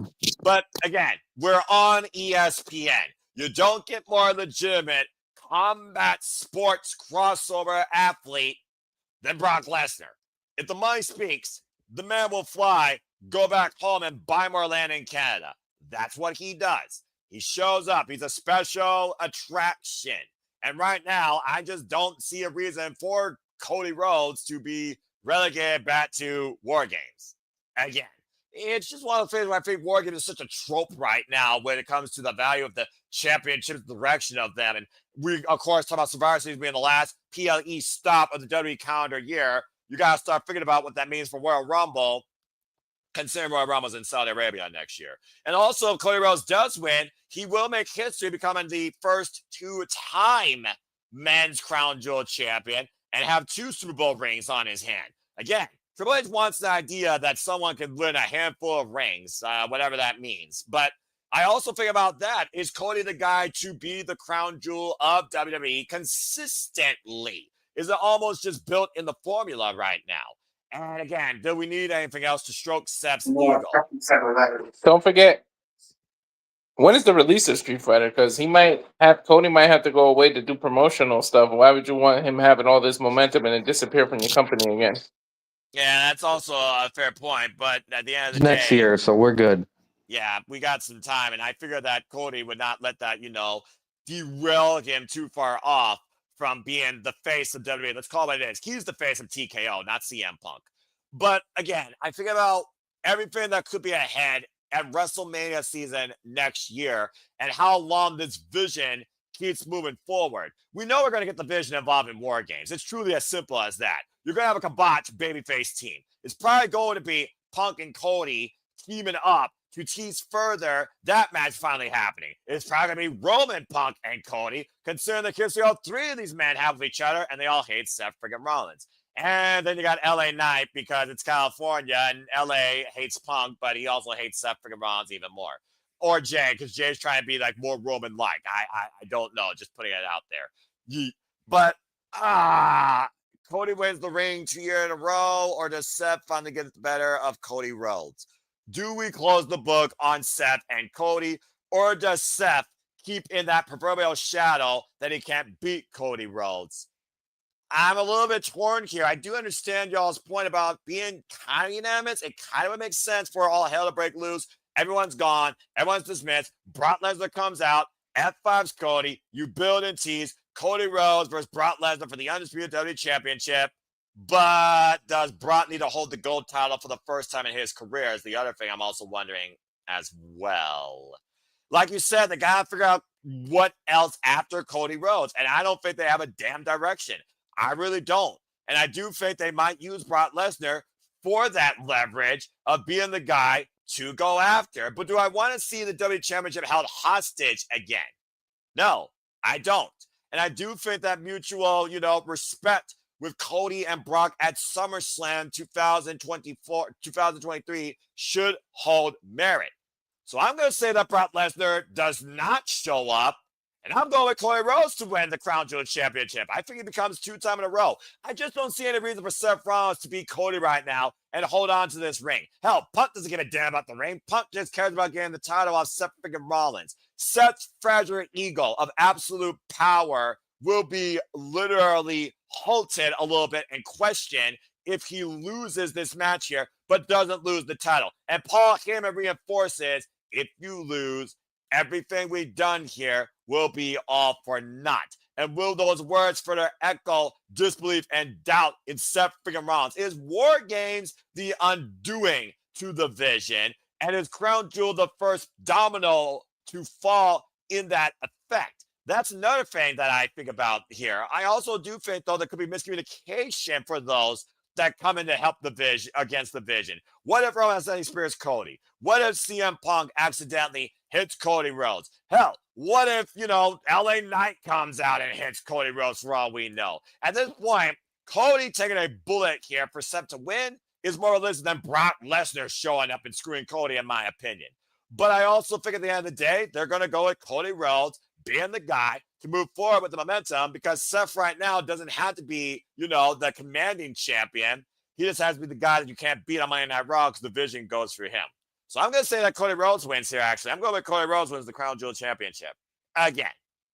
So you have Seth going 0-4 against Cody? Yes, I do. I think it's one of those things that Seth cannot beat Cody Rhodes. I was calling for him being the sword to Cody's shield at the end of the year, and clearly that won't be a case. So I think at this point, the only way Seth beats Cody is if Randy Orton drops Cody Rhodes, in my opinion. You finally build Randy Orton versus Cody Rhodes one-on-one for the championship, and Randy Orton goes full heel. But do we need Randy Orton to go heel again, honestly? I don't think so. Not yet. I don't need a pre-Royal Rumble situation where Kevin Owens goes rogue on Cody, and you saw what happened to Kevin Owens at the Royal Rumble. But it wasn't probably to go that direction, because at the end of the day, what's next for Cody Rhodes? Seth has a story. Cody doesn't. I think you hold off with the Randy build until you're close to the WrestleMania, because it's got to be Randy Cody at WrestleMania. Just hold off a little closer to Royal Rumble or past it. He doesn't necessarily have to go heel. He could just earn the title shot. He could win the Elimination Chamber, earn the title shot, and say, sorry, Cody, I'm going after you, or something. Yeah, because I don't think people were booing either way. So. Yeah, I suppose that's fair, but you also just literally left CM Punk and Roman Reigns out of the equation with Cody Rhodes in the championship, and people are already clamoring for that. So that's fair enough. Charles, I did see your hand. What you got to say real quick in closing to this? And besides, too, I do expect Reigns to turn heel, because he wasn't very happy, because you brought up King and Queen of the Ring. He was very bad annoyed at Cody for how those turnbuckle thing And also to tease us ever since Randy came back and after Cody won the title, like Randy is going to eventually. Cody should realize in the back of his mind he can't trust Randy forever. He's gonna punch him in the head. Sooner rather than later, Cody's going to get that RKO, and he should learn as well because he did get his ass kicked by Randy before. It's like you can't trust Randy that long. Never All gonna trust bite you. him. Nope, and especially Cody should learn that because he did that while he was a Legacy. Yeah. How well that ended for him. What a punch to the head for his troubles. Fair enough. And again, SmackDown WrestleMania nonetheless too, which is very funny. WrestleMania 26. There you go. 15 years later. Wouldn't that be ironic? Well, It will be. It's also one of those things. Also, again, the go home SmackDown tomorrow might also change my opinion. Again, folks, predictions are finalized 7 a.m. Eastern Standard Time. But that being said, that's Crown Jewel. So before we move on, what is y'all's closing thoughts in the chat? Do you think Brock Lesnar does show up? Is Brock going to be involved in WrestleMania season and will involve a championship? Does Seth Rollins get the better of Cody Rhodes? Does Cody Rhodes prove that the vision can be denied and that Cody Rhodes truly is undisputed and that can't be denied? What hell breaks loose down under in Australia for both the men and the women in and out of the Crown Jewel Championships? Let your final thoughts be known. But that being said, that concludes the first half of this special edition of City Predicting Double Feature as we now move away from Crown Jewel and move back to the States to tell you who may be forged to go bound for glory. Let's go ahead and transition into this weekend's marquee pay-per-view event, TNA Bound for Glory. TNA Bound for Glory again will start at, I believe, 8 p.m. Eastern Standard Time with a countdown 7 p.m. Eastern Standard Time. We'll usher in new Hall of Famers and Mickie James and the beautiful people, which we'll talk about here briefly, as well as, of course, several matches that could have huge NXT takeover implications before we say acquisition and start calling TNA WWE TNA. God help me. So let's go ahead and talk about TNA Bound for Glory. First and foremost, as I said earlier, congratulations to Hardcore Country, Mickie James, and the beautiful people who will take their rightful place, excuse me, damn hiccups, into the TNA Hall of Fame. Of course, I am talking about Velvet Sky and Angelina Love and Mickie James herself. You can actually go check out the last rodeo in full on TNA's YouTube channel. Mickie James and Angelina Love and Velvet Sky, of course, former TNA Knockouts World Champions. Velvet, beautiful people, of course, former TNA Knockouts Tag Team Champions, was basically beautifying the Knockouts division one ugly face at a time. I remember, of course, all those rivalries with the likes of Mickie James, if y'all remember back in the early days. And, of course, Mickie James beat the likes of Jordan Grace to win the TNA Knockouts World Championship one last final time. Had an incredible final run. Found herself. Truly showed what Hardcore Country was all about. Went a little rogue for a little while, etc. So before we get into TNA Bound for Glory, let's go ahead and honor these TNA Hall of Famers. I'm going to open the floor towards anybody that wants to talk about Mickie James or the beautiful people's impact of you as a fan of TNA wrestling. Let's start off with Walter. Walter, what do you think about this year's class for the TNA Hall of Fame being all women in the beautiful people and Mickie James? What are some of your fondest memories? Well deserved. The beautiful people. I used to love them. At first, they were like kind of annoying, but I got used to them, and they more and more talent. Like I feel like they were kind of part of what WWE did with the Diva era. Like they were more like for your eyes, but their talent surpassed that and changed my opinion on both of them. Especially Love. Like Love really started impressing me in that era. I kind of wish she would like come back, but I don't know if there's injuries or it's just age or they're just done with the business in general. But I'm glad TNA is recognizing them. And then Mickie James, of course, she's right up there with like Gail Kim. Like once she left WWE and went to TNA, she became like the woman of TNA. Like she made TNA's knockout division for a while. And people love that music. When they heard that Hardcore Country and she came out, it was ridiculous. So well deserved by both women. Or both, all three women, I should say, because I know they're going in as a tag team, but it's still three people. Well deserved, and I'm glad. And I'm glad they keep it simple with their Hall of Fame. Last year, I think just Rhino went in, and now this year it's only these 3 people. So I like how TNA does their Hall of Fame, and they should keep it like that. Don't let WWE influence that. For the love of God, please no. Well said, Walter. Well said. I saw Rhino, of course, in Bound for Glory live last year as I got my towel still. And to your point, yeah, and previous to that, of course, it was Don West and Mike Tenay. It was the original OG knockout Tracy Brooks, etc. And of course, the TNA Hall of Fame goes all the way back to the likes of Earl Hebner, Kurt Angle, etc. So very well said. Double J Jeff Jarrett even's in the TNA Hall of Fame. So there you go. So well said, Walter. Charles, what do you got to say regarding this year's class for the TNA Hall of Fame? The beautiful people in hardcore country, Mickie James. To be fair, we are going to see 2 TNA Hall of Famers wrestle on this show. Team 3D, if you also forget, remember. Oh, that's very true. So there you go. So pretty much as far as the beautiful people goes, yeah, I agree with Walter's point. I had the same view on them too, like Walter did. That speaks for itself. Congratulations to the baby people. Mickie James. I agree with Arlene's point. What did she put in the chat? I saw. Yeah. Crazy, right? Get to the TNA Hall of Fame yet. Where's she going to the WWE one already? It's like, come on. Yeah, about to say, which company actually respects her more? Look, they're the only team the only people that's gone into the WWE Hall of Fame that's literally part of the TNA one is literally Jarrett, Sting, and Team 3D. That's about it. There you go. Like, actually, no, Kurt Angle. I got to include Kurt too. I almost got about Kurt. I should. No. Don't ever forget about Kurt freaking Angle. I'm just I know. saying. I literally did for. I'm like, oh, I'm gonna be yelled at. You know what's nuts, and people don't realize Kurt Angle's TNA run was longer than his actual WWE run. Exactly. That is so true because he didn't lead TNA until what, 2015 or 16? During some point in the Anthem era, after they left the ballroom in New York, you're absolutely correct. Of course, he came back a little while and had like last matches in the O2 against the likes of Drew Galloway, Bobby Lashley, Bobby Roode, Cody.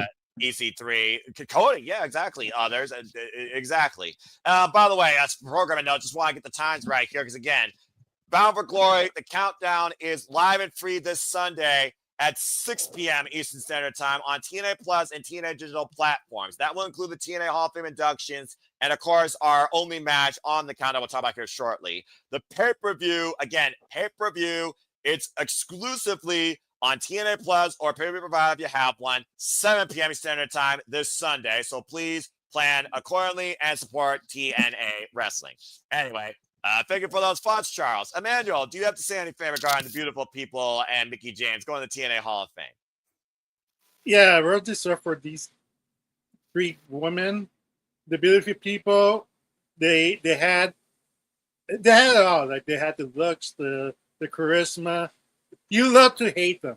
That's the thing. Just like just as like a certain group that you currently hate, Ash by Elegance. I'm mutual now after Ash's again. Character aside, I fucking hated that freaking. No, before she announced it, but I just say that they taught them to be that kind of person, like Toni Storm. Like that's the beautiful people gimmick right there.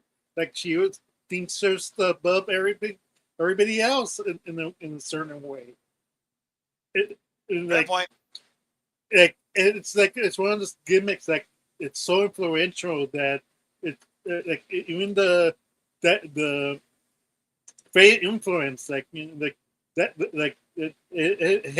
hits and that's why it's the storyline still continues after they've been gone. Mickie James, like it's great to see her get her flowers as well after the BS that they did to her career. I was kind of happy that she's changed her gimmick in a way because that was one of my biggest gripes. Like with Naomi because she really didn't change her gimmick from WWE, but Mickie James did. She put her country roots on the line as a character, and she nailed it. You believed in her. You believed the attitude, the badassery she had, and it's great to see her in the Hall of Fame. That well deserved. I don't know, that Psycho Diva who faced Psycho Trish Stratus. Yeah, that Psycho Diva that faced Trish Stratus in WrestleMania 22 finally has her moment. Well, there you go. Well said. And again, I, of course, remember, one of my favorite rivalries, Mickie James versus the Virtuosa Diana Purrazzo. It was basically a Texas hardcore death match there. And I still remember Mickie James, she is legitimately crazy. Girl prepared all these years later when we had a freaking moment where she reminded us exactly how crazy she is. Lithium, Mickie, lithium, Jesus. But yeah, absolutely justifiably deserved by all three of these women. Pioneers, trailblazers, leaders, champions of the Knockouts division, the true alternative professional wrestling business. And of course, whether you hated or loved them, whether you were crazy or whether you were still all about the city life, you couldn't argue the impact that the beautiful people and Mickie James left on what became the flourishing Knockouts division. Congratulations again to Velvet Sky, Angelina Love, and Mickie James, who will take their place this coming Sunday in the TNA Hall of Fame.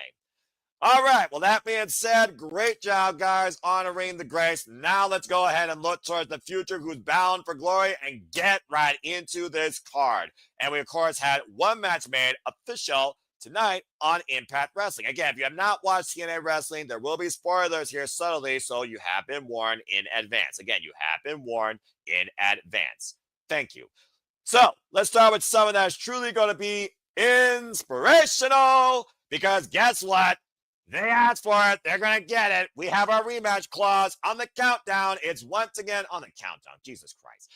It's the TNA Knockouts World Tag Team Championships. It's, of course, the new TNA Knockouts World Tag Team Champions, the two-time champs, Jessica McKay and Cassie Lee, the Inspiration, taking on the Elegance brand, Heather by Elegance and M by Elegance, with that Pee Wee Herman Timu cosplaying reject, the personal concierge, in their corner. Straight up as simple as this, folks. As the Inspiration beat the Elegance brand last week, thank Christ, and became history-making two-time TNA Knockouts Tag Team Champions, the only legitimate women's tag team professional wrestling. Bite me if you think otherwise, now and forever, and even then. Sorry, not sorry, it is what it is. They now are putting in the rematch clause to get those titles back.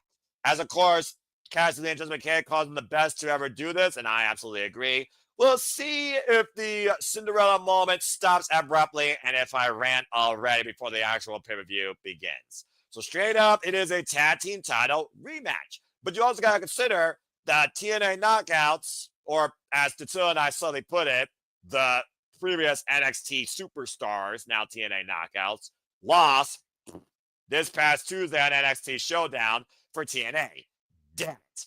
And I almost do wonder if the people that pinned the Inspiration might have their eyes on the tag team titles. I mean, again, we are talking about the only women tag team championships that actually have competition towards them, even though it's across two different companies. That's the same with fractured divisions. So straight up, let's get your thoughts if you think we're actually going to have, they're going to retain. We're actually going to have new women TNA Knockouts tag team champions. Jessica McKay, Cassie, they're going to retain. All right, don't even waste your breath. Let's go ahead and start off with Walter Cruz here, Inspiration Forever, to talk about whether or not he believes that the Elegance brand are going to regain these titles back once again. Walter, go ahead and lend your thoughts towards this TNA Knockouts World Tag Team Championship match 1 week later. They won't even look elegant in their loss. They're getting their asses kicked. I'm inspired to believe that the same champions walk in and walk out with the titles. There you go. Now, I know what I said earlier about everyone giving their thoughts, but legit. We're all sober here. I hope the bottom row's sober here. You are not going to convince me in any form of alternate reality into the wormhole Morgan Freeman style. The Elegance brand should absolutely get these titles back 1 fucking week later, right? Good people. The silence speaks volumes. Inspiration for the win. All right, well, that was the easiest match to call. Now, let's go ahead and get into the actual meat and potatoes of this card. By the way, no disrespect, but fuck me. You literally booked this match 1 week later and expect us to believe in a different result? Y'all are fucking stupid. All right.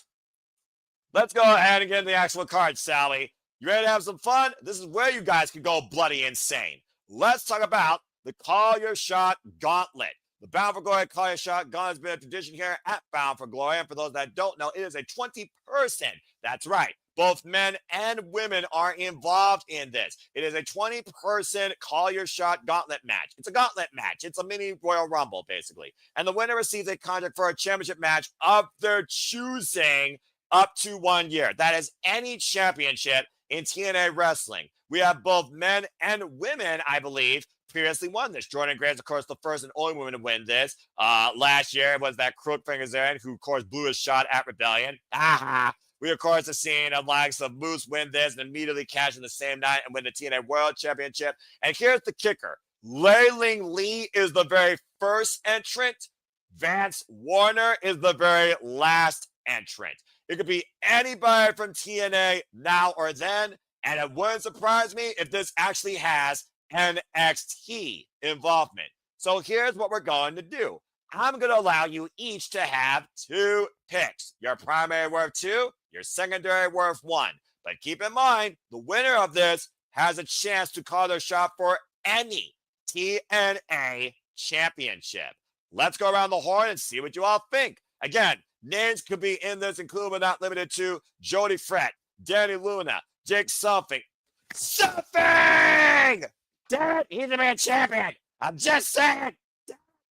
Sorry, I got a little bit hot there, all right? You know how much I believe in Jake Something. Eric Young, the Northern Armory, the Rascals. It could be freaking Joe Hendry. So name and he appears. I believe in Joe Hendry. Damn it! Again, it's a who's who. It could be the hometown man. Fucking Christ.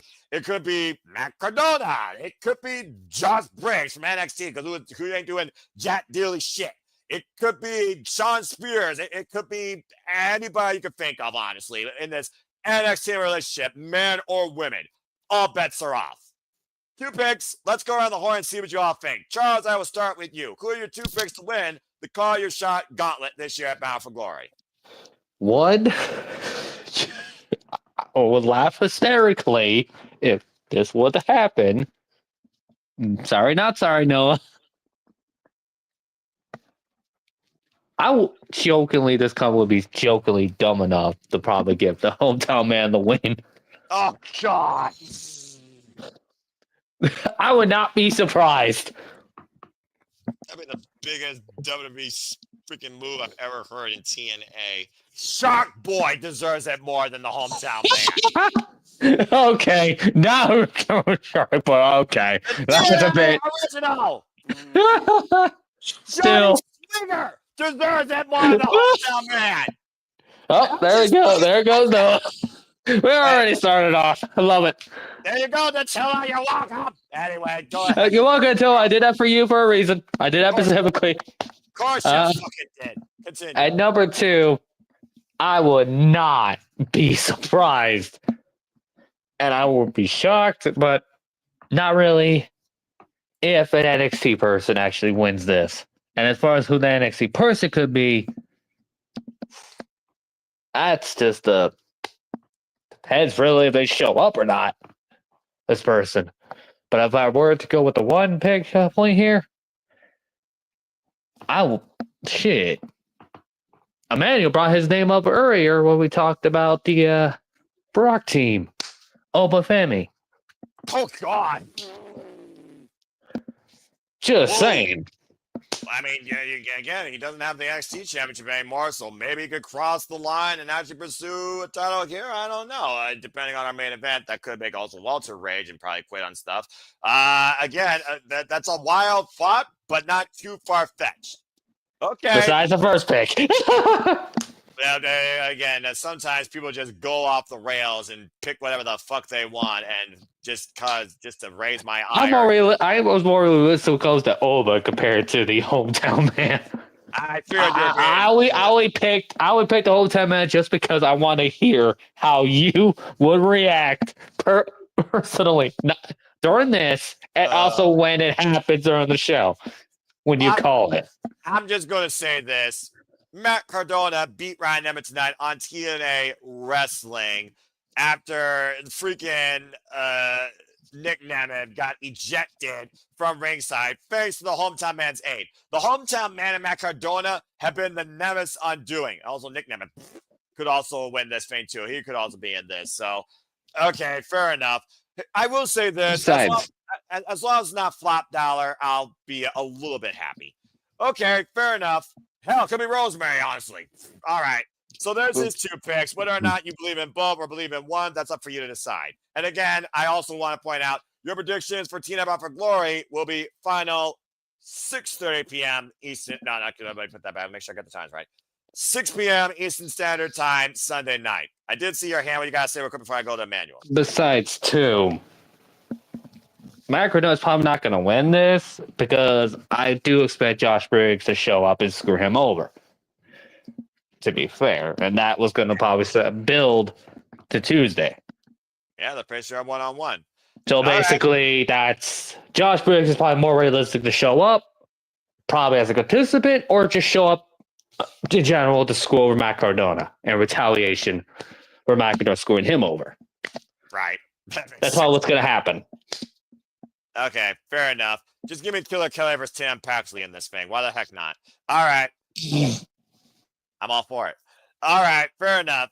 Myron Reed's another pick to think about. I'm just throwing out names out here in case you all don't know who's actually in TNA, in case you haven't watched TNA in the last friggin' few years, despite the fact they actually have WWE now associated with them, thanks to WNXT. And God forbid the alternative might become a similarity. RIP. All right.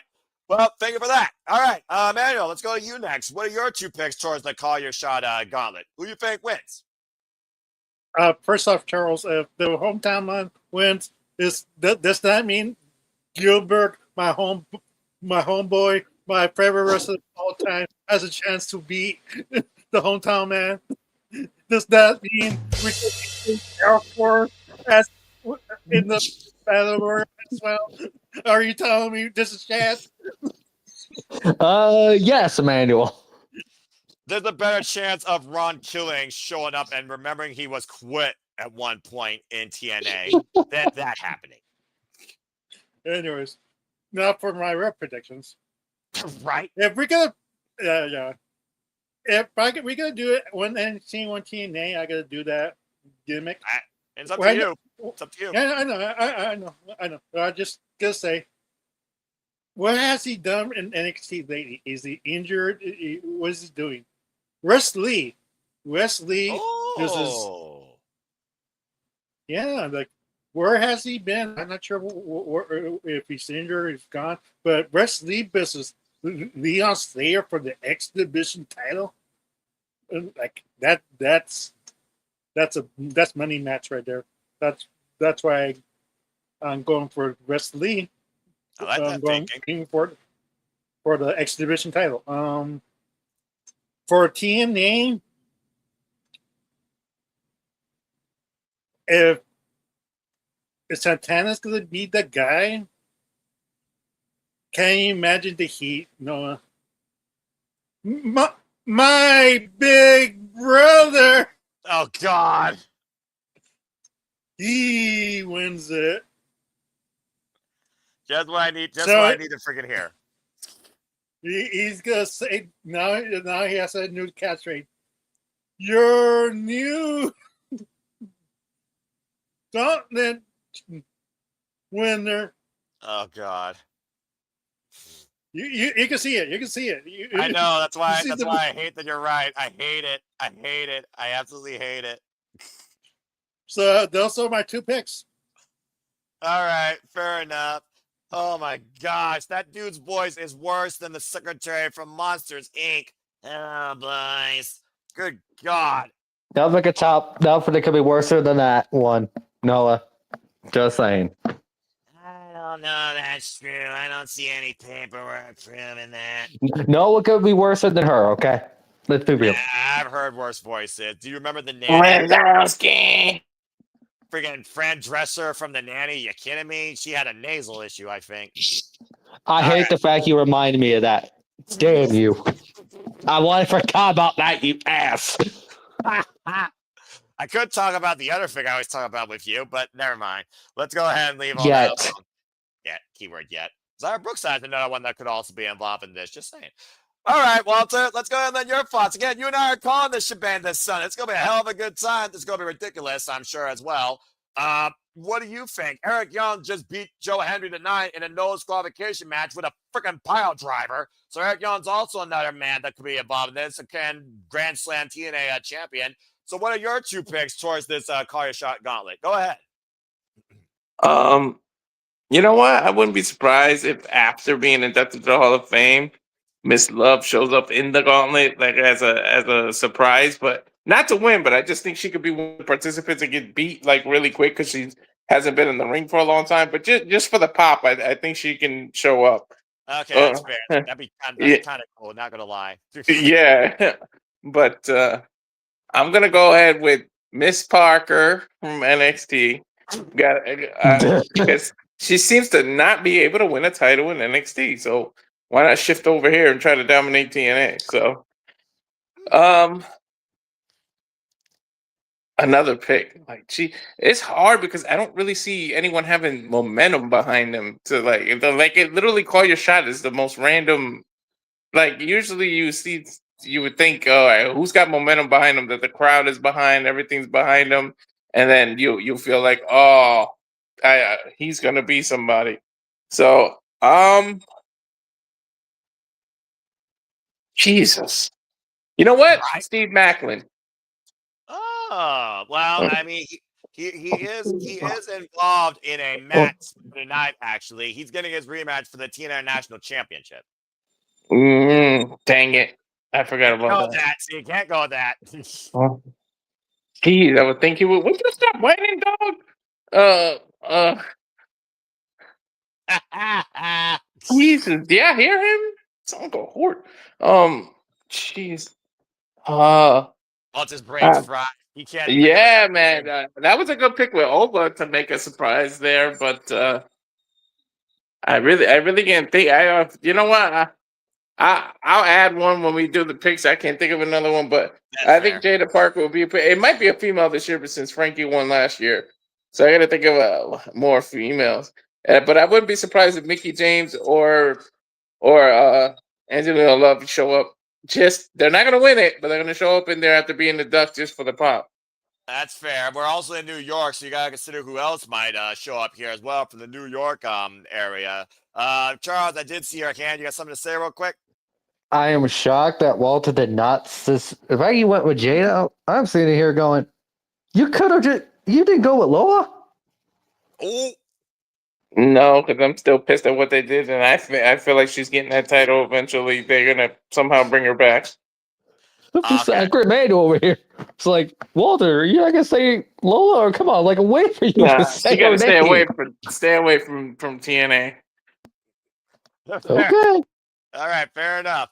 All right. Well, I do like the fact that we are thinking about both men and women here. Again, in Call Your Shot Gauntlet history, Jordan Grace is the only woman to have won the Call Your Shot Gauntlet. Other winners have all been men. It's been Bully Ray. It's been Moose. It's been Kazarian. That went so well, right? It's just one of those things that, again, you think about who could challenge for any. This is any championship. We're talking about the tags. We're talking about, and Rhino was once a freaking winner of this. Rhino freaking cashed in and won the tag titles for Violent by Design, lest you freaking forget at one point, folks. I'm just saying. So I understand where you're coming from. It is very partisan, but I think I'm just going to keep it simple for now and kind of just shoot my shot because I want to see them involved in the championship picture. For my number 2, I'm going with Killer Kelly. I want to see Killer Kelly take the fucking head off one of the women for that championship. Whether or not it's Indi Hartwell, Klein Jordan, or somebody else, I want Killer Kelly to rule the freaking TNA Knockouts division. Now, here's the thing, though. Laylee Lee is number 1. Vance Warner is number 20, the Southern Psychopath. Wouldn't that surprise me if Steph Delander gets involved in his behalf or even be an entrant? Would also not surprise me if Leiling Lee is the freaking Iron Person here and could run the entire match. She comes in at number 1. She has to go the entire way. Mara Sade could also be involved. I think about somebody that hasn't been involved in TNA in a long effing time due to injury. The mother effing king, Kylan King, is another person I would love to see surprise out of nowhere, but I don't think it would get the right justified reaction because she's been so out indefinitely in TNA wrestling. Leslie his thoughts here. Stan Zaria might be a fair shout. Hell, Soruka. Soruka could be a nice shout, but I think they might be building Soruka versus Jessie Jane for the NXT Championship. Go ahead. I wish Chris Bay was healed. Because can you imagine the pop if he returned during this? Yes! I wish he was healed, man. Yes! You would have to win the match by default if that would have happened. Yeah, this is absolutely accurate. I'm not going to lie. But well said, Walter. This is just me going way out there talking about it's not a work, but he is going to be involved in House of Glory. Can you imagine if Killer Cross shows up in TNA again? Considering the fallout from his previous man, run. You want all the killers to win. Killer Kelly, Killer Cross. I guess to be fair, Don Callis is not in TNA, so exactly. So I'm just putting it out there, but that's not my pick. Either way, I'm gonna keep it in TNA because I'm TNA faithful. Because again, not my NXT. Stay your own brand, damn it. I'm gonna go with Killer Kelly, and man, that's the thing. Yeah, that is really difficult. You see what I mean? I was like, I couldn't even think. It's all about no one has momentum. It's the most random match. It is. You're absolutely right. It is. And with Joe Hendry's contract being up, it sounds like everyone's riding him up to go to NXT next year, and he just got power driven in his head by Eric Young, almost as you think he's going to not even be involved in this. Damn it. Blah, blah, blah, blah, blah, blah, blah.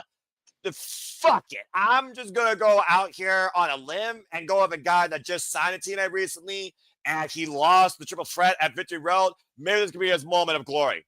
Cedric Alexander. I'm going to go with Killer Kelly and Cedric Alexander to keep things inside TNA. But Killer Kelly, my number 1, because I want to see Killer Kelly win the TNA Knockouts World Championship. So that's my 2. And again, who the fuck knows is going to show up in this thing? TNA Nostalgia or NXT cross the line? This is going to be interesting, but get ready for a clusterfuck. Just saying. Amanda, I do see your hand before we move on. Can you imagine, Noah? Like, I love the long track but can you imagine an AEW NXT TNA crossover? Oh, Jesus. That'll be the end of that'll be the ultimate, the wrestling earth, it just explodes. Yeah, the day Tony Khan and Triple H share a ring. You know what else? I wouldn't be surprised after losing the tag title. The Dark State just freaking ruins this thing. Oh shit! You're right. That's a huge coup because 4 of those men could literally run roughshod here and win it for the group to control, possibly going after the freaking TNA World Championship. Again, that's a very fair point. Factions could come into play here, and Dark State, Retribution, and Heads Without aside, those 4 renegades might literally get involved here. That's a very fair shout out. All right, well, fair enough. Well, we'll see what happens here soon enough. But those are my picks, and I love the fact that everyone here was very dynamic. But again, keep it in TNA. Stay the fuck away from this NXT. Okay. Wow. Woof. That was quite a talk. Let's go ahead and move into some more discussion about faction warfare. Let's talk about the hardcore war. For do you trust the system, or in Ali, do you trust in his family, the Order 4? Let's talk about hardcore war. It's the Order 4 versus the system. Mustafa Ali, the Great Hands, Tasha Steelz, and Agent Zero taking on the face of the franchise, Moose. JDC returning from injury. Brian Myers and Eddie Edwards, former TNA Tag Team Champions. And Alicia Edwards, ride-or-die partner of Eddie Edwards since 2017. A battle for pride to prove who is the strongest faction in TNA wrestling. And after what we saw at Victory Road, I called it. by dubious means, Mustafa Ali did get the advantage for the Order 4 against the system. For those that don't know, it's basically a lot now about the cage. It's going to start with 2 men. After an interval of time, another person on the Order 4 will come in. Then vice versa with the system until all 10 people are involved in the hardcore war. The only way this thing ends via pinfall or submission inside the ring. Anything goes. It is no certification, and it does not officially start until all 10 participants are fully involved in the match. As we just saw on TNA Wrestling, I'm going to be referencing a lot of that, like I said, literally moments ago, it was Mustafa Ali and JDC. It was the final chance for either side to gain momentum, despite the fact Order 4 already has the advantage in this hardcore war opportunity. At the end of it all, Agent Zero hit JDC, got involved with a choke bomb on the apron. Damn it. And Ali followed with a 450 splash to win. However, the system finally got the better of the Order 4, bringing weapons into play and making the Order 4 retreat. So keep that in mind. That was the final angle before this, but the heels have the advantage. So let's see who you all believe wins hardcore war. Is TNA still ruled and trust in the system, or has the Order 4 taken control? Let's start with Emmanuel here with this. Emmanuel, who you got winning hardcore war, the system or the Order 4? I think the system is going to take this, to be honest. Did somehow, some way neutralize Agent Zero because that's the key to victory. If That's Agent exactly. Zero just takes control of the match, like Order 4 is going to win the hands down. So the system has to find a way to neutralize Agent Zero, expect a high bump or him getting handcuffed in the steel cage. Like you need to neutralize him some way, somehow. And hopefully the system wins. If I'm wrong, then somehow, some way, my strategy, Agent Zero is going to snap the handcuffs off the cage. It won't be the first time a wrestler breaks out handcuffs. So we don't truly know what Agent Zero is capable of, and that's the dangerous thing. Yeah.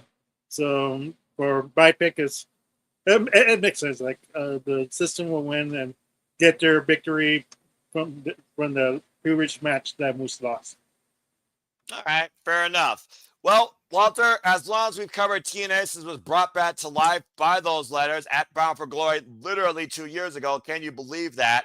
The system have truly been taking control of TNA, but they've also fought strictly for TNA. So it is one of those things where I almost wonder how many times we thought the system was going to fail, was going to shut down. It's been rebooted. And as we learned, it wasn't Moose that started the faction. It was Eddie Edwards. But Moose was the guy that held the TNA World Championship after being Alex Shelley for it for a hell of a dominant 6+ months. So what do you think here? Before you discuss that, coming in here, I don't know whether just to continue on or real quick. He gave a little welcome earlier. Please welcome in the Sleepy Dit team, the Renegade Wrestling, JJ Williams. JJ, how are you? I am doing well, sir. I just clocked off work, so I figured I would hop in here and join the festivities wherever you were. Well, welcome to the fray. We're discussing Hardcore War. I was passing it off to Walter Cruz, and I'll pass it off to you. And again, thank you so much for your support in this as well. And that lovely intro. Of course, you've also made Sleepy Predicting very possible with its evolution over time. It's been a pleasure not only predicting, but covering wrestling with you as always, and may it continue. Thank you. Before you give it back to Walter, I have one question. Have you already talked about the Hardys and Vedettans? No. Perfect. Okay. That's the match I wanted to discuss the most. So you'll be laying that off when I set the code opener for it. It is still to come. Right now, Walter, it's on you, brother. Hardcore War, the system or the Order 4? Who do you got? Well, look, damn it. I keep going against the system. We keep being wrong. So I have to stop that shit. I got to go with the system. Like, now watch them lose just because I went with them now. But I gotta go with the system, damn it, because it keeps biting me in the ass like me going against them. It's also true, ironically enough.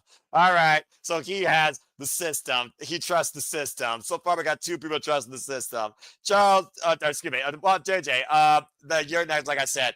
Again, you have said verbatim that you don't trust the system, but Order 4, then the newest faction on the campaign here in TNA. We saw Mustafa Ali take it all Eagle Ethan Page. He did win the night against JDC by dubious means, and Agent Zero has been their ace in the hole. It's been the system's undoing. I figure if they neutralize that, though, that's what the system needs to do to get the win and prove why they are still the most dominant faction in modern-day TNA history. But what do you think? As you pointed out, I have had an issue trusting the system since the beginning. Yeah. Mainly because in real life, I don't trust the system. So to see the system portrayed in my fake wrestling program, like if I can't trust them in real life, why would I trust a group of wrestlers calling them that?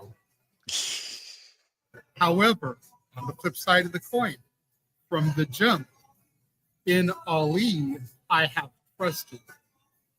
And especially since he brought the then good, now great hands into the fold before he left and came back.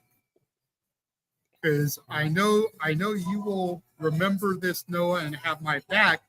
I have been a fan of the good, now great hands since I first saw them. That's correct. Jason Hodge and John Scott. Same with Sinner and Saint, now the Northern Armory. Something about those two teams captivated me.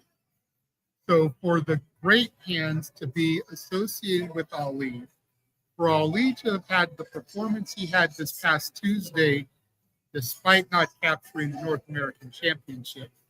Damn you, Ethan Page. In Ali, I trust once again. I am not going to win until Ali gives me a reason not to trust him. I will never trust the system. I don't care if they're on the way to being good guys or even are full-blown good guys, because keep in mind, I haven't really been able to watch the weekly product. The last time I watched, they were on the road to being baby faces from heels, especially with this invasion angle, but I don't know if they made the full turn yet. That's one of those things where you may not be babyface, you may not be heel, but you are brand loyal, and that's what the system have been regardless, sporting the red and yellow since it came back to life. But that being said, we got our first one that doesn't trust the system. JJ chose the Order 4, and so far, he is the odd one out before I give it to Charles, because I can't believe I'm saying this. I do trust the system. At the end of the day, I got to go with the TNA faithful, and you also got to look at the fact that this is kind of still a babyface faction versus a heel faction. Now, the system have got respect with the TNA faithful for representing TNA, even under dubious means in their past history. But time heals all wounds, and respect is earned when you hold faithful to what's true to us, and that is TNA wrestling. After fending off Retribution at one point and also fighting on behalf of TNA, not to mention Moose was involved as a Survivor winner in the Men's Survivor Series match on NXT Showdown. It's just one of those things right now where I feel like the system is not done yet. And while we're talking about Joe Hendry's future possibly being in NXT, we're not talking about anybody in the system, Moose particularly, his future being outside TNA. I also look at the absolute accolades of the system. Like I said, Brian Myers of the Evers, former two-time TNA Tag Team Champions. Alicia Edwards, former TNA Knockouts Tag Team Champion. And, of course, Moose faced the franchise Grand Slam Champion practically pretty much here in TNA Wrestling. At this point, I'm just waiting for him versus Agent 011 to that headbutt to the heart stop Moose dead in his tracks. Plus, the system are coming in here as the underdogs. It's hardcore war. The Order 4 have the advantage of the one-upsmanship per man. So I think the system is going to prove to us once again why we should trust them. And I think more people are going to trust them, including me. I have the system winning here at Bound for Glory. So it is 3 systems, 1 order. Charles, close things out. Do you trust the system or do you go with the Order 4? Yeah. I have been joining JJ over here, trusting Ali for a while. I expect the Order 4 to win this. And as far as the system goes, and faces go, Moose has been the more one that's been more accepted as a face since Slammiversary, compared to the other members of the group. Which is probably why I still expect Moose to get exiled from the system, probably on this night. Might also be why he was part of Team TNA this past Tuesday and the rest of the system was nowhere to be found.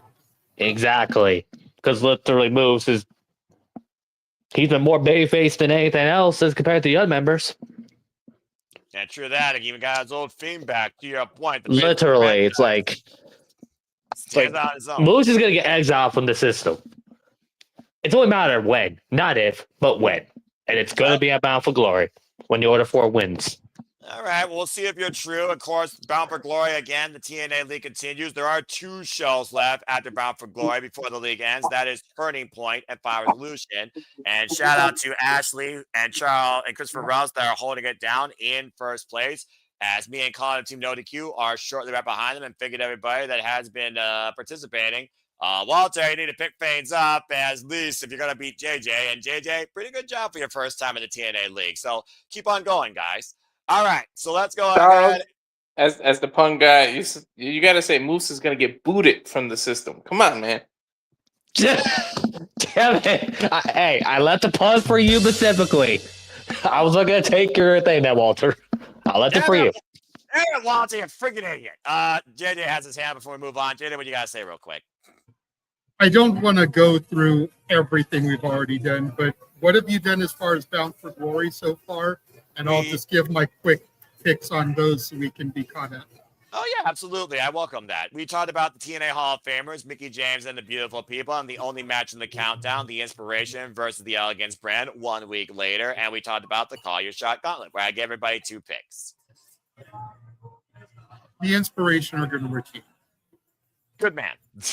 I do like the Elegance brand. You know I like the Elegance brand, but with Ash having to surrender her title and pretty much quit the business, I don't see the Elegance brand continuing too much without her. Like, they're either going to have a split up and go their own separate ways, or they will rebrand themselves as some different team name, at which point they may reclaim the titles.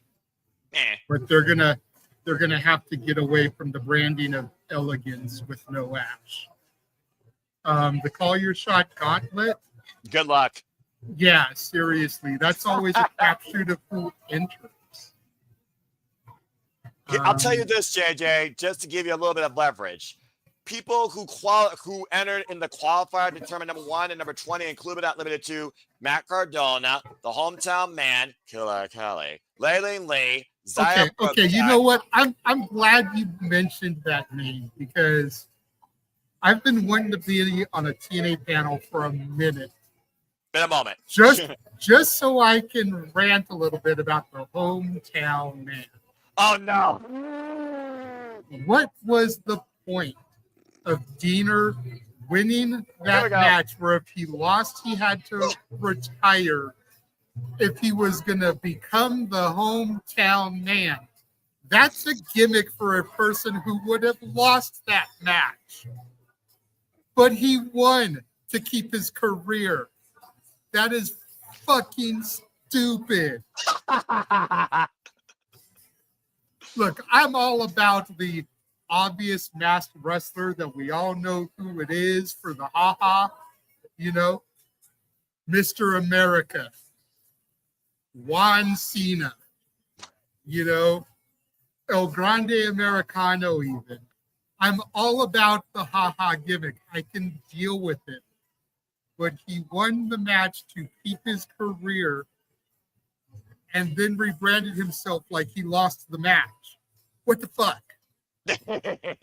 If anything, do both gimmicks simultaneously, like they were doing with Americano. And then maybe you could build to where Cody Diener had to fight the Hometown Man. And then who's going to be the Hometown Man?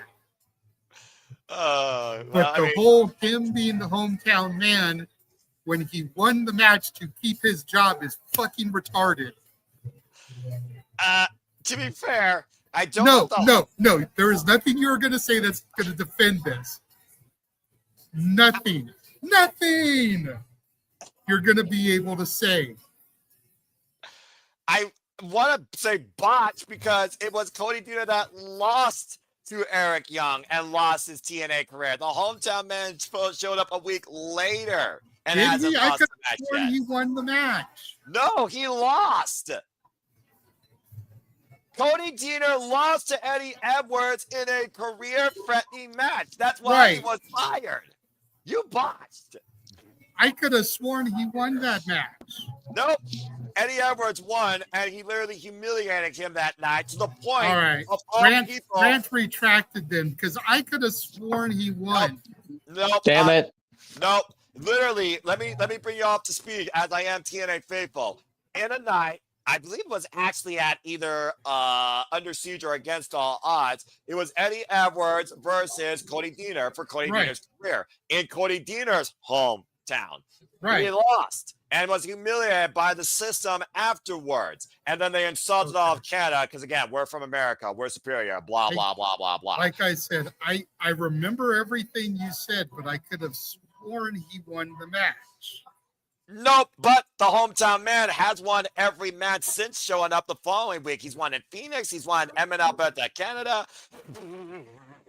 He's won in Chicago. Or I don't think it was Chicago. I'm not sure where the other show was. But the hometown man, since he showed up, since Cody Deaner's has not lost a match, including against Ryan. My apologies then, because like I said, I could have sworn he won that. Nope, he lost. It's okay. Which is why I was so peeved about it, because it was like, what's the point of this? He won. Nope, Cody Deaner is long gone. He lost. Never show up again. Well, I'll make my picks for the gauntlet after I see what else is on the card, because I don't think they're going to double book anybody, especially with the partnership with NXT. I'm sure there'll be some NXT representation in there. So you'll see the hometown man. You'll likely see the Rascals who aren't booked. Layling Lee is number 1. Vance Warner is the final entrant, number 20.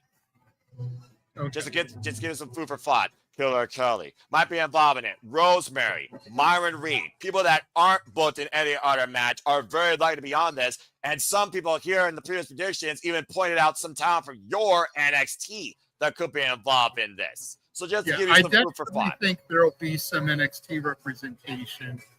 If Cardona's in it, I wouldn't be surprised to see Briggs in it ahead of their match next week. Ding. Just so that they can get something. I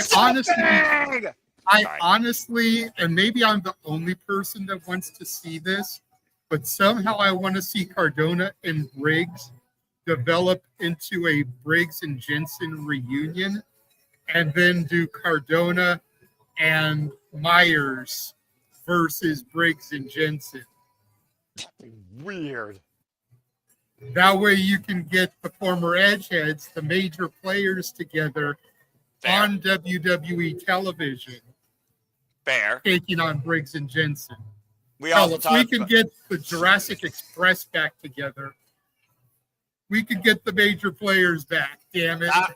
That valid point. We also talked about Eric Young, who did beat Joe Hendry with a pile driver and a low blow in a no disqualification match on TNA Impact as well. So there are also 2 people that might be involved. Of course, Joe Hendry, previous entrant as well in the Call Your Shot gauntlet. And I also talked about Killer Kelly and Tim Paxley having a unique first-time confrontation. So, just give you some food for thought. Hell, Myron Reed. I mean, after his incredible match with Edwards championship. So just give you some food for thought. And then, of course, we honored Mickie James and the beautiful people as they're going to the TNA Hall of Fame. And that's for free for everybody to watch. Women. Damn right. 6 p.m. Eastern Standard Time across all TNA social media platforms. Before we continue with the card, anything you want to say real quick regarding the beautiful people or Mickie James? Nah, I'll save that for a later date. Like I said, just 3 very deserving women. They really helped establish and elevate the Knockouts division when divas were dominating the other company. Accurate. All right. Fair enough. Well, thank you for all that. I think that brings you up to speed as we now move into our next match. And oh, wait, that's right, Charles. I did see you had a hand up real quick. So let's go ahead and get back on track here. What you got to say real quick before we move on? As again, for those that are wondering, we just talked about Hardcore War as well. It is 4 in favor of the system, 1 in favor of the order. That's why it was both one favor. Both JJ and I were going with the order 4. Oh, I'm sorry. Again, But as far as JJ's point, JJ was going on that rant before he retracted. That's probably a good thing you corrected him though, because JJ, I went with the hometown man to win the shot gauntlet, and I probably would have got yelled at by you. He did get retracted. Jake Something should win this freaking thing. I want Jake Something to become a champion. But look, I did at least say my second pick at least was all with family, so I at least redeemed myself on that occasion. Fair enough. All right, let's go ahead and move on. Are we all good now, everybody? Everyone good here? So, excuse me. 2 for the order 4, 3 for the system, and a whole lot of crazy talk. And JJ now knows Cody Dieter no longer exists. Hometown Man showed up afterwards. I wonder if he's related to Cody Dieter at all. So there you go. And Hometown Man's undefeated. All right. Let's go ahead and move on. Jesus. Good Lord, that guy. I love how you could buy into the Hometown Diener logic separated, but you can't do Americano and freaking Walter. Yeah. I know. Yeah. Under the mask. No, I didn't say I bought into it. Do you not see the similarity? I put out a question. You fucking idiots. All right, let's move on here. You're going to make me rant about mass wrestlers that aren't. You already ranted enough. We're good. From Nacho Libre and Monaghan. He's still not Chad Gable. Chad Gable's out with an injury, and I've been seeing a whole lot more. Yeah, and Lubin Kaiser and Pete Dunne are reduced to this bullshit. Do you want to piss me off more? Go ahead. Don't forget Tyler Bate. Yeah, that is true. You know what? El Grande British Wrestling. Careful, Noah, you'll turn into another meme. I think he already has tonight. That's what we're talking about. I'm not going to turn into a nuclear bombshell because Tessa Blanchard already is that, because Tessa Blanchard might be looking towards this match. Because believe it or not, guys, look at this one-on-one we're going to talk about next. Tessa Blanchard's going one-on-one with me and Gia Miller. Gia Miller's first ever match in TNA wrestling. Yes, folks, this is legitimate. Let's talk about this grudge match a little bit. Tessa Blanchard versus Gia Miller. First time ever, one-on-one. We know how this all picked off from. After Tessa Blanchard lost to Indi Hartwell at Slammiversary, Tessa Blanchard fucking lost it and attacked Indi after the fact as Gia was trying to separate them. And Gia Miller got assaulted as well, as Tessa Blanchard was suspended indefinitely by Trata Alafate, Santino Marella. However, Gia Miller asked for Tessa Blanchard's suspension to be lifted on one condition. If Tessa touched her again, she would kick her ass, remind her exactly who Gia Miller is. Gia and Tessa actually go very far back. There is actually some history with these two, but never in the ring. And for those that watch Wrestling Revolver, Gia Miller is far more than just a backstage interviewer. I'm just fucking saying.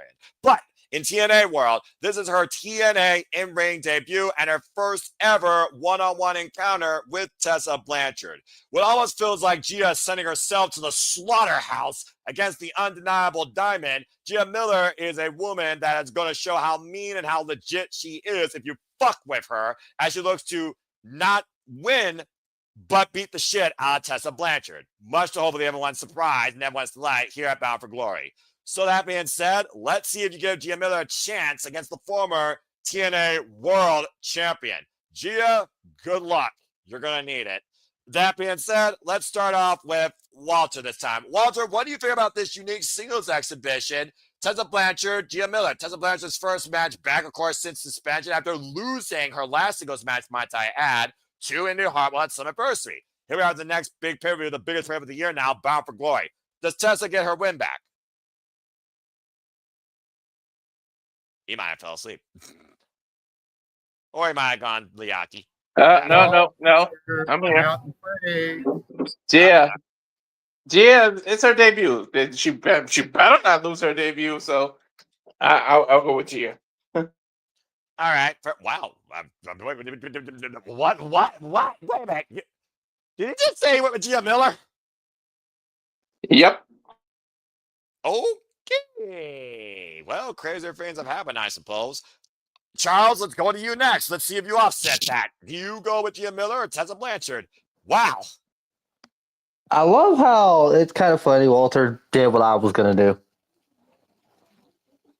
I am going with Gia Miller to win this. Okay, then. That's all I gotta say on that. Besides, Tessa can recover from this anyway, so it's like no big deal at the end of the day. Well, I do think it's more of a proving ground, though, more than anything. For those that don't know, by the way, the last time Gia Miller was in the ring was 2024 in April in the LPW promotion in a singles match. She has shared the ring with Alicia Edwards. You all might, of course, recognize her.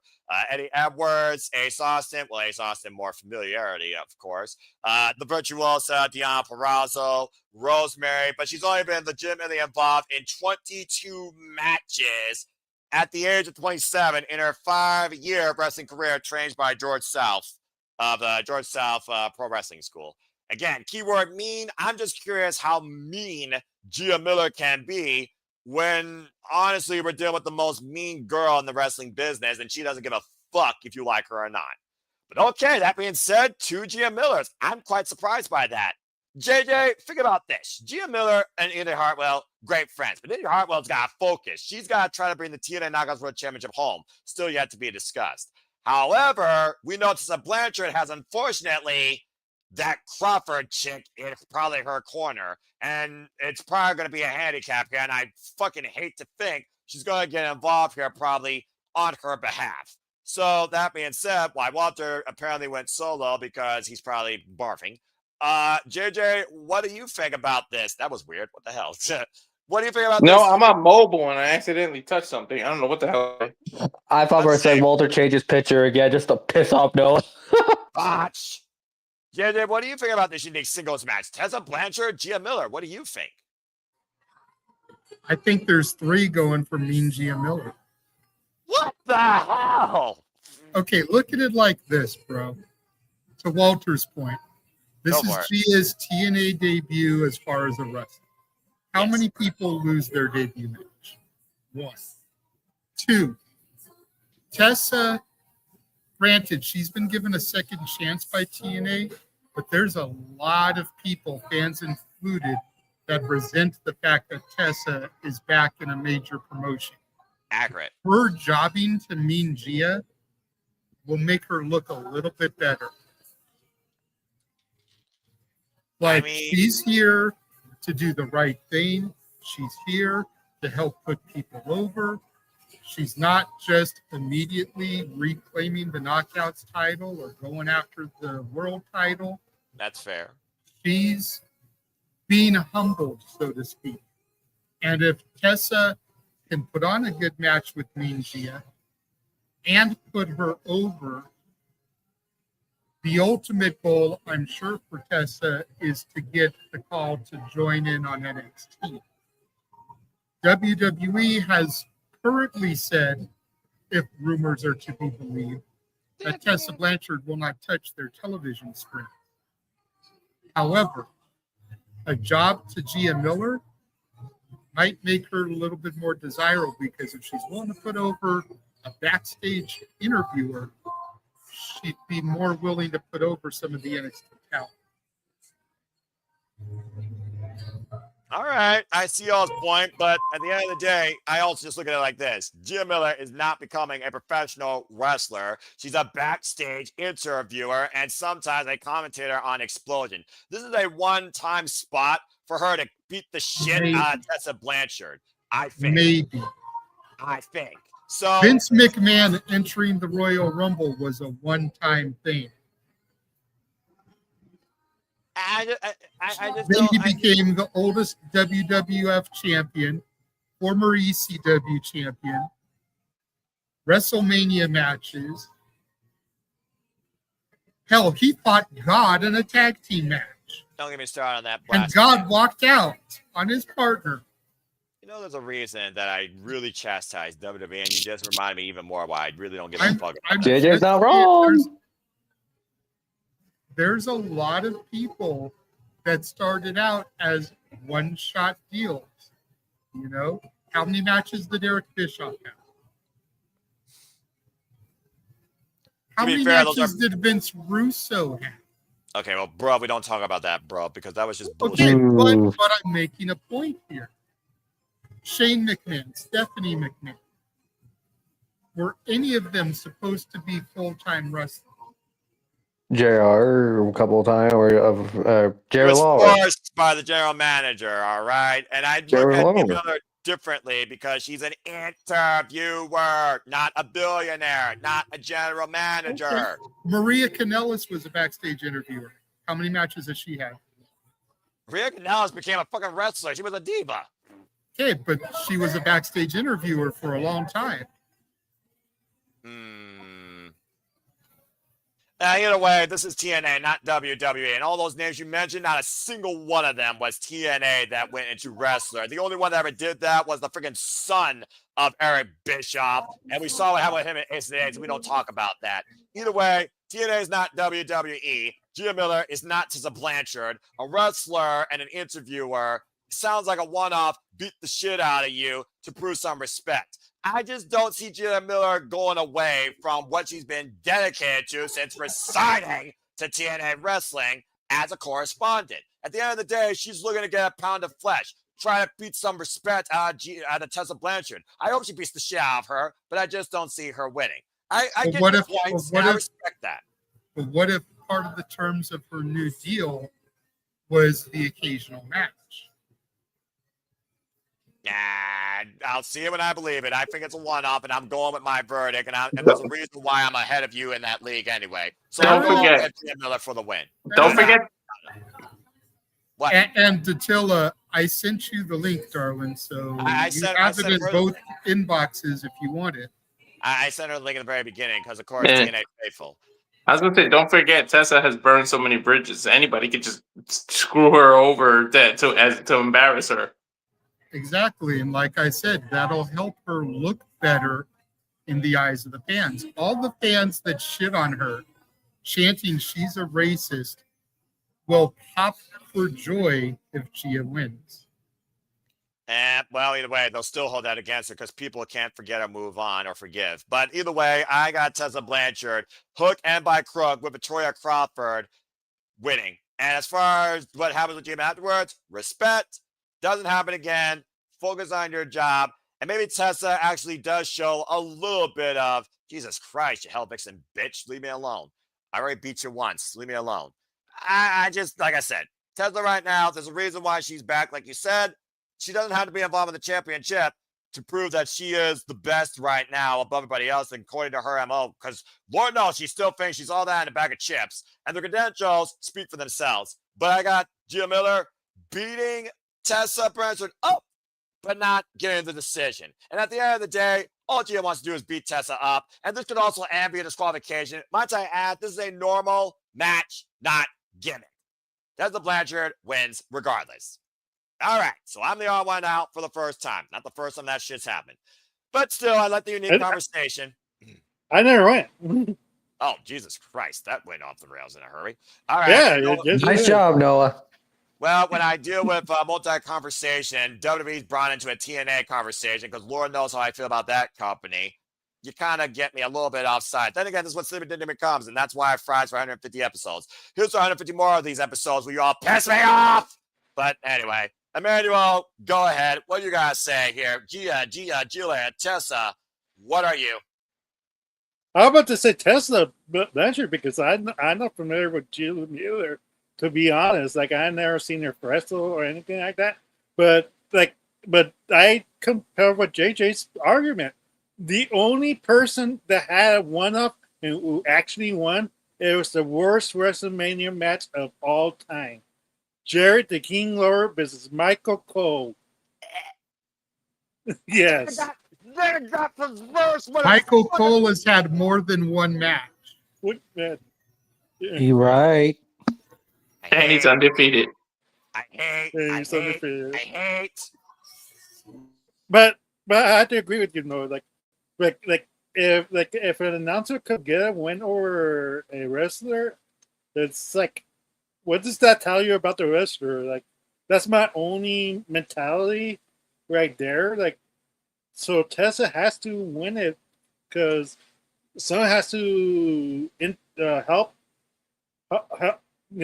neutralize Tesla, like, after the match, because I think she's going to still beat her up. Oh, I guarantee you she's going to try to. I guarantee you that. Yeah. So if Gia's going to be a part-time, like once in a while wrestler, I guess you could say Gia will win, but it's like, I don't see it. Like, it's like, for me, it's like seeing Kathy Kelly in a wrestling match. It's not going to happen. I don't see her winning any of the current women roster wrestlers. Kathy Kelly will be a manager before she ever be a wrestler. All right, and she that one for Survivor. She is a freaking manager. Yeah, so I just give you an example. Like if that's how we get book things. Like, I don't see it. All right, fair enough. Well, as we close the book on this, 2 Tessas, 1 Gia, teleporting in for the command center. You saw me rage with her at Rages of Wrestling regarding NXT versus TNA.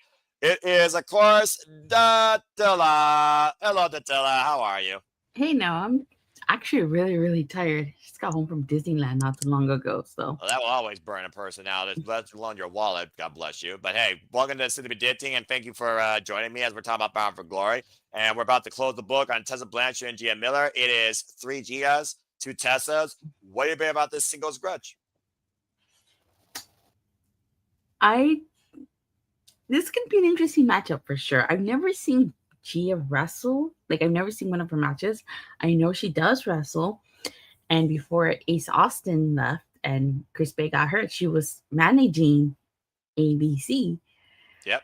So this is going to be an interesting bout for sure. I think Gia's going to surprise us all. I think that Gia should win this because, like, what is this again from winning this? So I gotta go with Gia.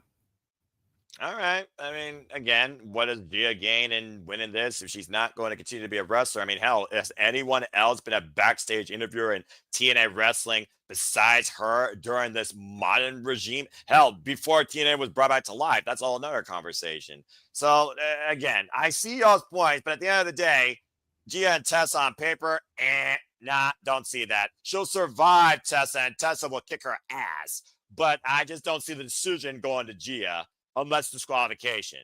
I just see Gia trying to beat up Tessa, and I'm sure she's going to show how mean she can be, but there's nobody meaner in this business right now than Tessa Blanchard, in my opinion, just saying. All right, fair enough. I respect that take.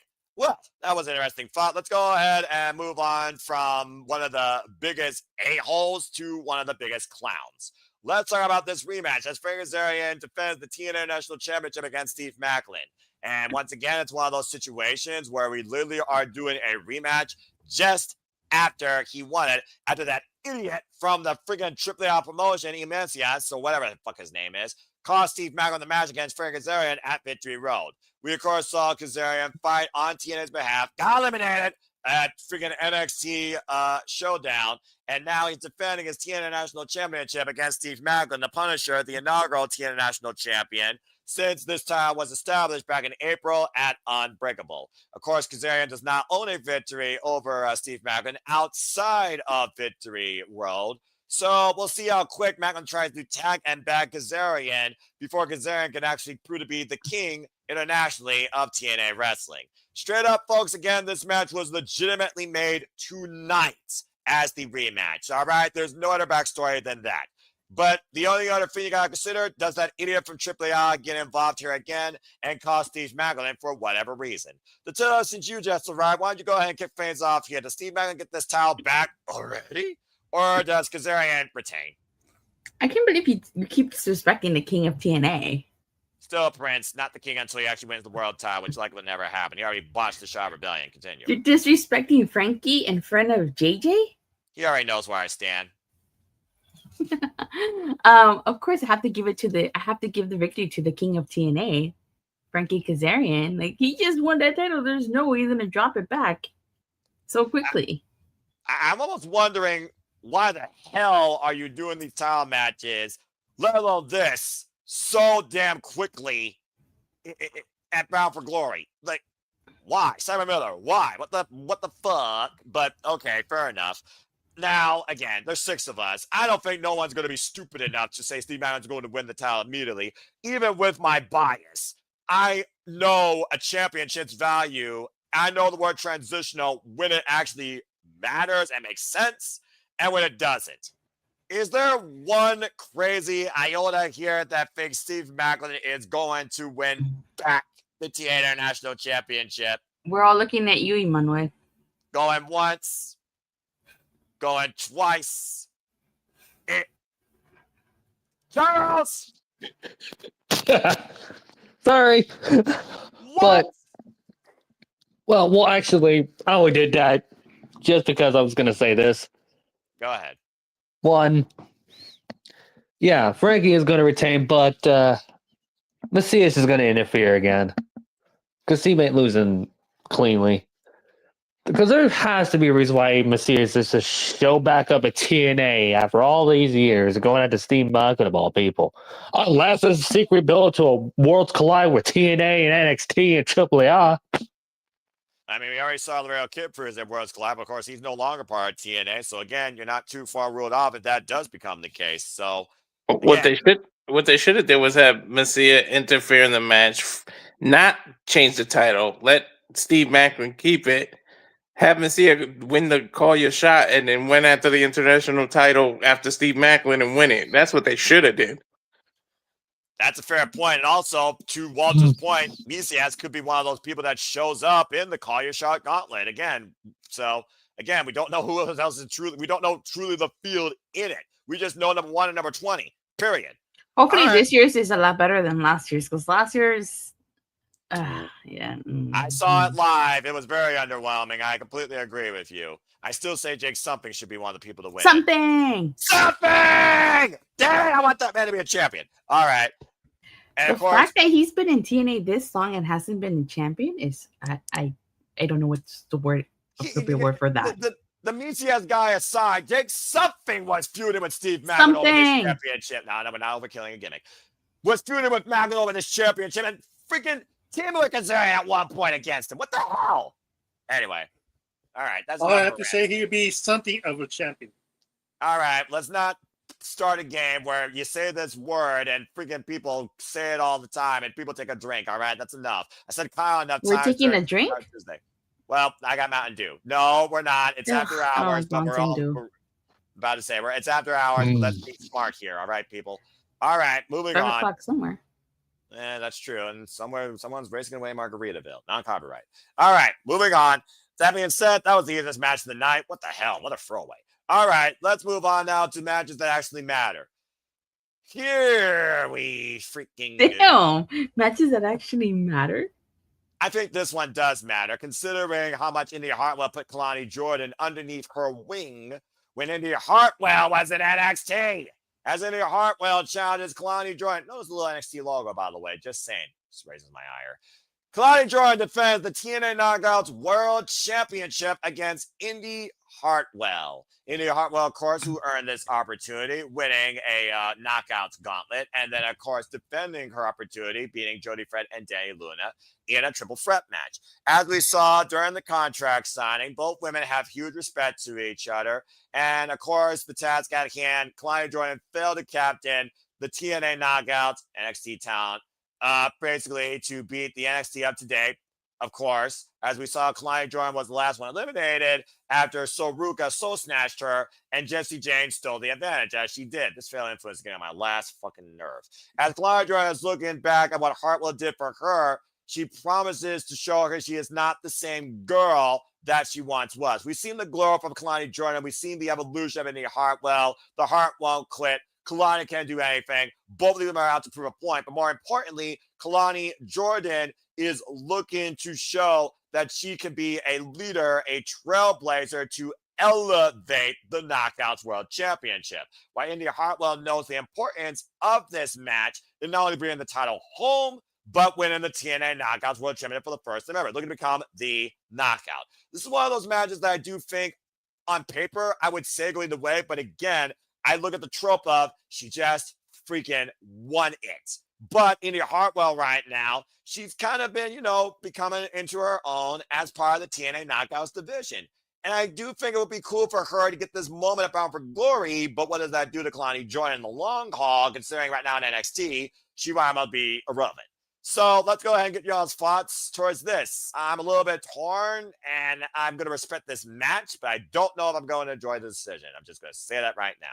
So, ladies first, I will start with you. What do you think about the TNA Knockouts World Championship, Kelani Jordan, Indi Hartwell? Well, I think this is going to be a good match, first of all, number one. But I think that Kelani Jordan needs to retain here. Not only just because she won the title, but had this been Ash, I could definitely see Indi taking the title, but because it's babyface and babyface, I feel like Jordan should retain, and she's probably going to retain. This is either going to be a clean finish or a dirty finish, and by dirty finish, I mean probably Dani Luna would get involved in this match because I'm sure that she wouldn't want Indi Hartwell to be champion before her. That's fair. That's so fair. So I pick Kelani Jordan to retain. Because I think that eventually Dani Luna would be the one to dethrone her. And then you have Indi take the title off of Dani Luna. Yeah, the typical heel versus babyface. Babyface finally wins in the end, achieves the moment. Okay, that's fair. Well, just put this out there. We did see, of course, the Champions Trio Summit back literally last month, where Indi Hartwell, Leon Slater, and Matt Hardy did beat Frank Kazarian, Kelani Jordan, and Trick Williams. So there's also that as well. But as far as Indi Hartwell goes, the momentum is neutral on both sides, I would think, at this point for both individuals. And Kelani Jordan is coming off her loss back in NXT literally just this past Tuesday. So she's going to here with a bruised ego and even more of a point to prove. So I respect that take. That being said, Attila has hit the ballot for Indi Hartwell to not win here and Kelani Jordan to retain and maybe set up the future of the TNA Knockouts Championship as we know it. Let's go from TNA to his NXT, considering the girl literally represents his brand. JJ, Kelani Jordan, first defense as the TNA Knockouts World Champion since Indi counted the 3 against Layla Lee at Victory Road, but also come off that loss at NXT Showdown. What do you think about this match, and who do you have leaving with the gold? My thing about it is this. It's not beyond the realm of possibility for Kelani to put Indi over. Correct. But if Indi was going to win it, why didn't she just get the belt when Ash had to surrender? Unless they wanted to make her at their WrestleMania. There are quite a few people that have been getting big moments in this, despite being on the TNA side of things. A lot of people just want to dwell on the, NXT's taking all the titles. Nobody wants to talk about and look at the fact that Ash became a world champion for the first time since crossing over by winning on NXT.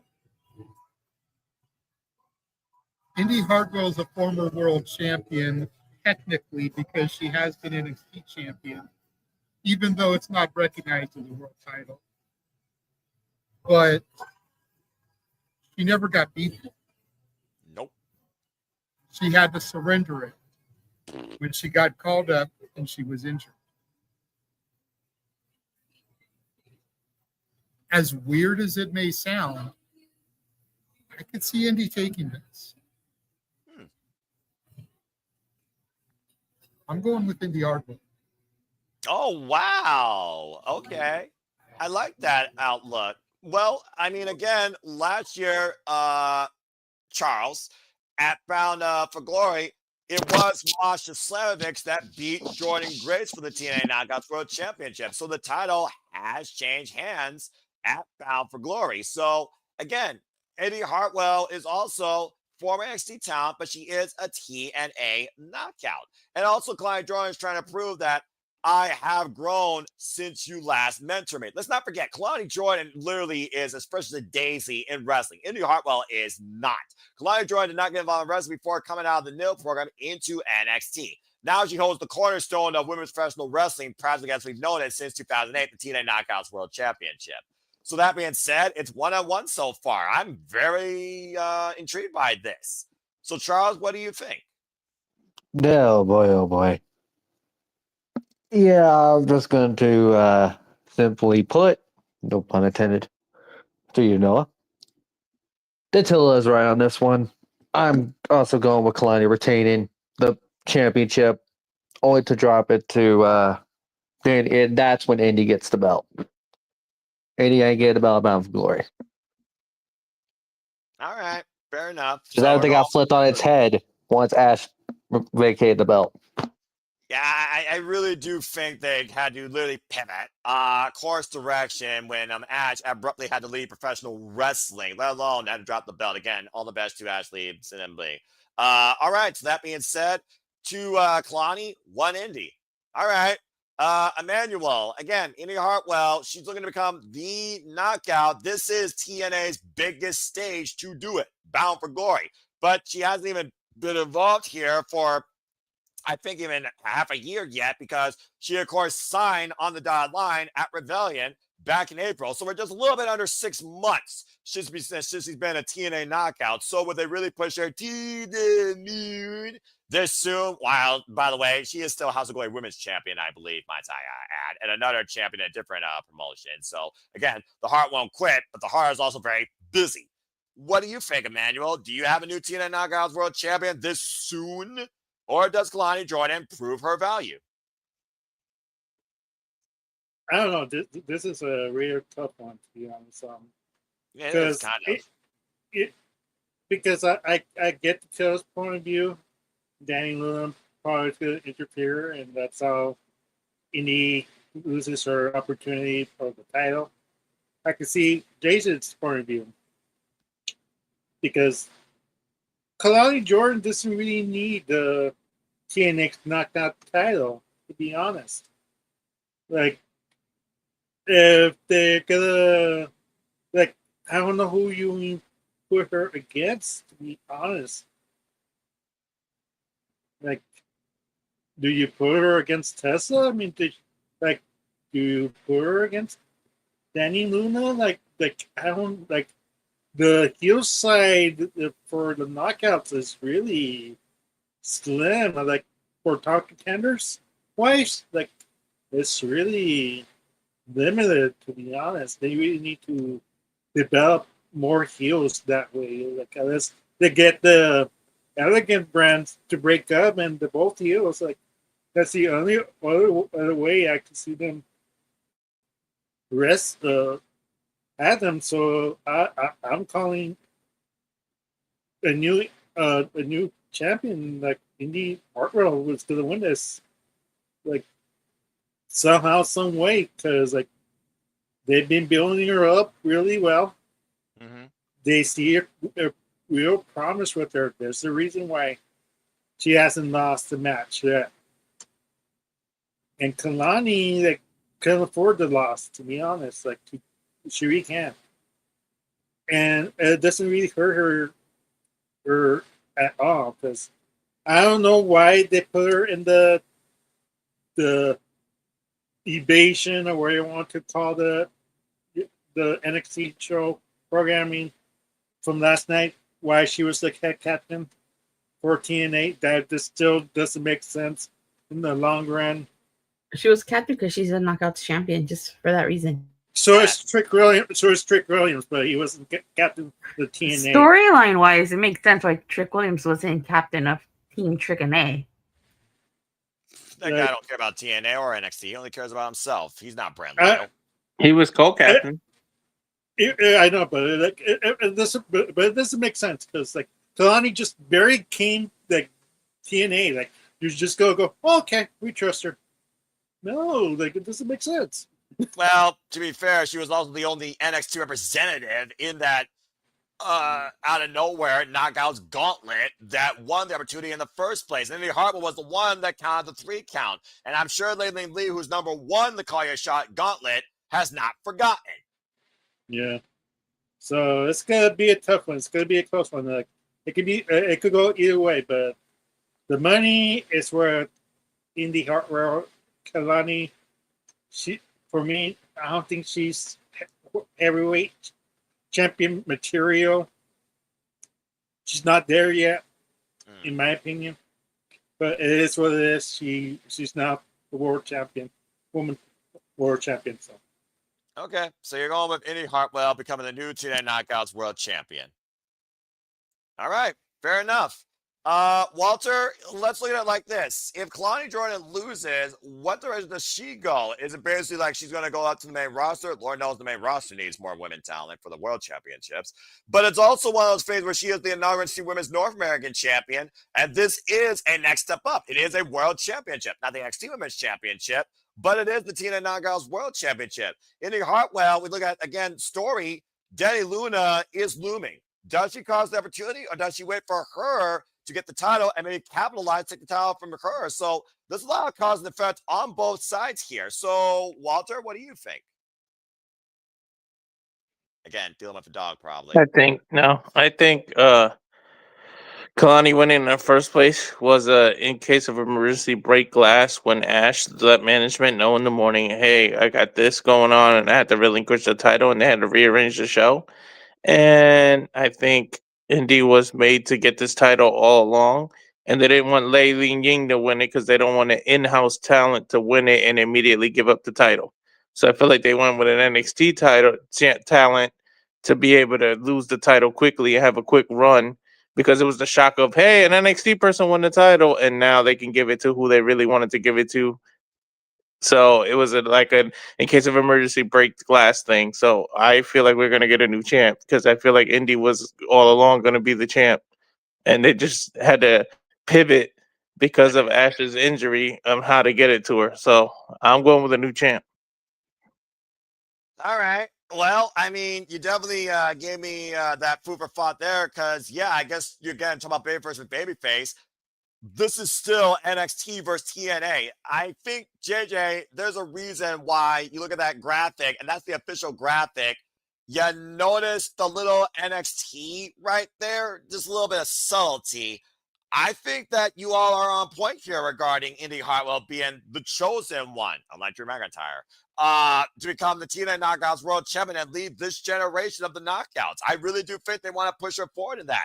I almost feel like it is course correct. Also for Indi Hartwell, who didn't get a chance to do that as NXT Women's Champion. So I agree with y'all. I do think Indi Hartwell is going to become the new TNA Knockouts World Champion. I don't think they're going to immediately push the Dani Luna agenda, but I do think that is going to be one of the bigger stories for Indi Hartwell to persevere through. I don't know if they're ready to put the title on Dani Luna by any means. If nothing else, I can see Jody Fret taking on Indi Hartwell one-on-one out of mutual respect, because Indi Hartwell might feel, Jody Fret, you first earned this, but you decide to give this to me because you believe that this should have been course corrected. And again, the title is back home. And I think that's what everyone wants to see at the end of the day.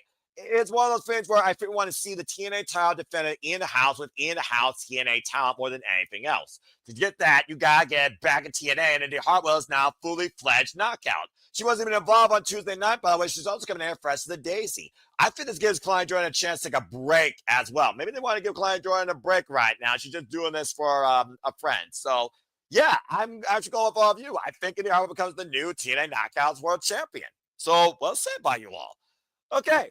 Well, again, this is going to be one of those matches that could be a very sleeper situation for the story and the moment. But Bound for Glory is all about those moments. Again, Masha Slamovich beating her rival Jordan Graves last year was the big moment last year. So, just saying. Charles, I did see you a moment. You got something to say real quick before we move on? I was going to say, too, Emmanuel's point about the heel side. It's kind of be the same question if Indi wins the belt. It'll be the same problem. It's like they're kind of in a situation where either way, there's not a lot of only two. No, my defense is that Kelani doesn't have it. Indi already has Luna to deal with, that she has the storyline prepared, while Kelani doesn't if she retains it. That's why I'm at. Yeah, that's fair, but I also look at the TNA Knockouts division. You could have anybody come after Indi Hartwell. Let's not forget, Indi Hartwell was a victory over Rosemary. I'm sure Rosemary would love to get that top that she hasn't had since 2017. I talked about Killer Kelly earlier. Killer Kelly has never been TNA Knockouts World Champion. Be a very unique test for Indi Hartwell to face for the first time ever. Tasha Steelz, Alicia Edwards. You talk about babyface versus heels. The system is trying to prove a point. But at the end of the day, Alicia Edwards has never been TNA Knockouts World Champion either, and she's long a tenured knockout, honestly, across the entire Knockouts division right now. So there is more depth to the Knockouts division from the hunger and heel standpoint, actually, than there is in NXT. So there you go, especially concerning the TNA Knockouts World Championship. Just some thought, per se. I did see JJ next, so we're going to JJ. Then I'll go to you, then Emmanuel. JJ, what you got to say real quick? I just wanted to touch on the fact that you brought up the fact that Indi Hartwell is still the House of Glory champion, which she is. Mm-hmm. She defends her title tomorrow night against former WWE ID talent, Real Deal Zeta Steel. To my knowledge, there's no real feud going on there between the two of them. However, Santana dropped the House of Glory World title a few months ago before he entered this major push that will hopefully lead to him winning the title at Bound for Glory. And we'll get to that match momentarily. Yep. If Indi is going to become Knockouts champion, it'll be interesting to see if they make her drop the House of Glory Women's title. And that's fair, because it would prove that she's 100% dedicated to TNA wrestling. That's absolutely fair. So what you got to say real quick? We're going down to our hat trick. Honestly, this card feels like it has 4 main events. That's a really unique first when you think about it. To tell what you got to say real quick before I move into the tables match. Well, just 2 things. Back to your point as to how everything got screwed up because of Ash. Yeah. You know, Ash meeting Agent. I also think because of Masha too, and the whole situation that happened. Oh man, I didn't even figure about Masha. Yeah, so I feel like that also added into why we're at where we're at. But also too, I think at the end of the day, no matter what, Tasha Steelz is going to be Knockout champion when Order 4 starts to collect all the belts. So I guess it doesn't matter if Kelani Jordan or Indi wins, because at the end of the day, I think Tasha Steelz will be Knockout champion when Order 4 starts to collect all the gold. Just like the system. Lord. It's a freaking evolution all over again. And to be fair, Tasha Steelz does own a victory over the greatest, Mickie James, to win her only ever TNA Knockouts World Championship. So again, she's not wrong. What was her nickname? The greatest that beat the greatest? Exactly. All right. With that being said, great talk regarding the women's division and the cornerstone of women's wrestling here in the States, the TNA Knockouts World Championship. Now, talking about legacy, history, who's forged for Bound for Glory, who's about to be playing through one final table. JJ, you kick things off. I've talked enough, so I'm going to let you set the story here, because Lord knows we know enough about these two teams and the weapon that will be this legendary rivalry's undoing.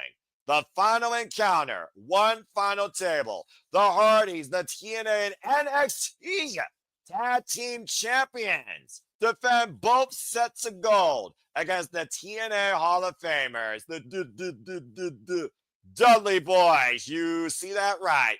Bully Ray, and somehow back is in good enough shape, Devon Dudley. A very passionate face-to-face with a lot of intense emotion, knowing what this means for both teams, as we saw tonight on Impact Wrestling, and how important this table will mean to both their careers versus any table ever before in their illustrious careers.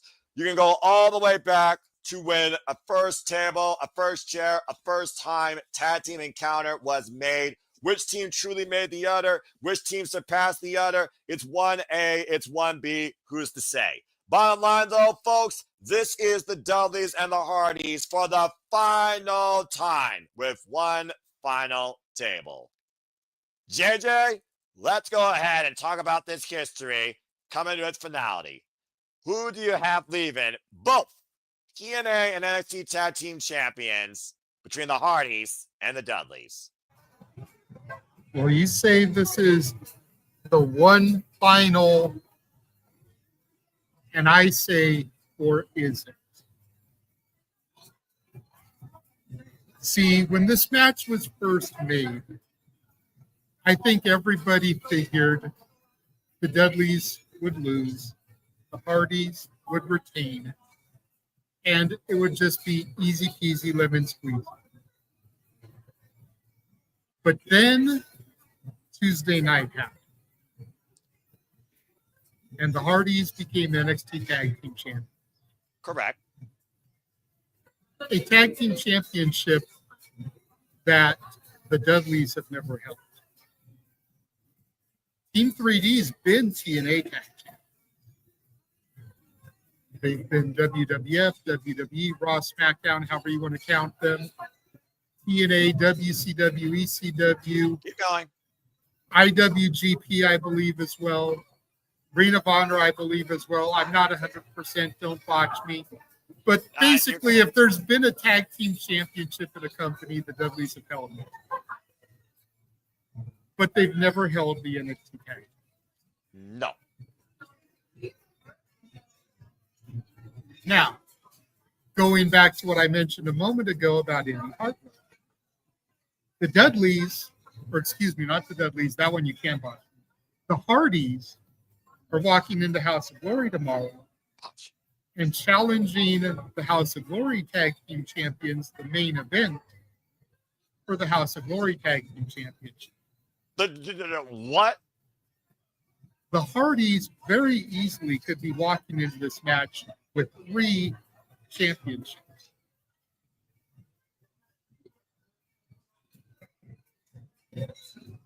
It is not so set in stone for me anymore that the Dudleys are losing. Gun to my head, Las Vegas bookie, who am I putting money on? I'm putting money on the Hardys.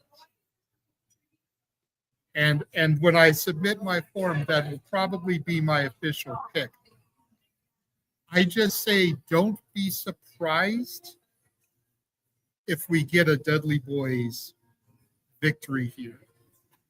And the Hardys hand the Dudleys championships they've never had.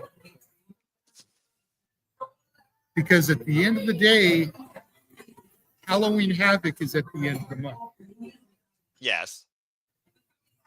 And the Dudleys can have one final match in NXT, technically the WWE, and put over some young teams.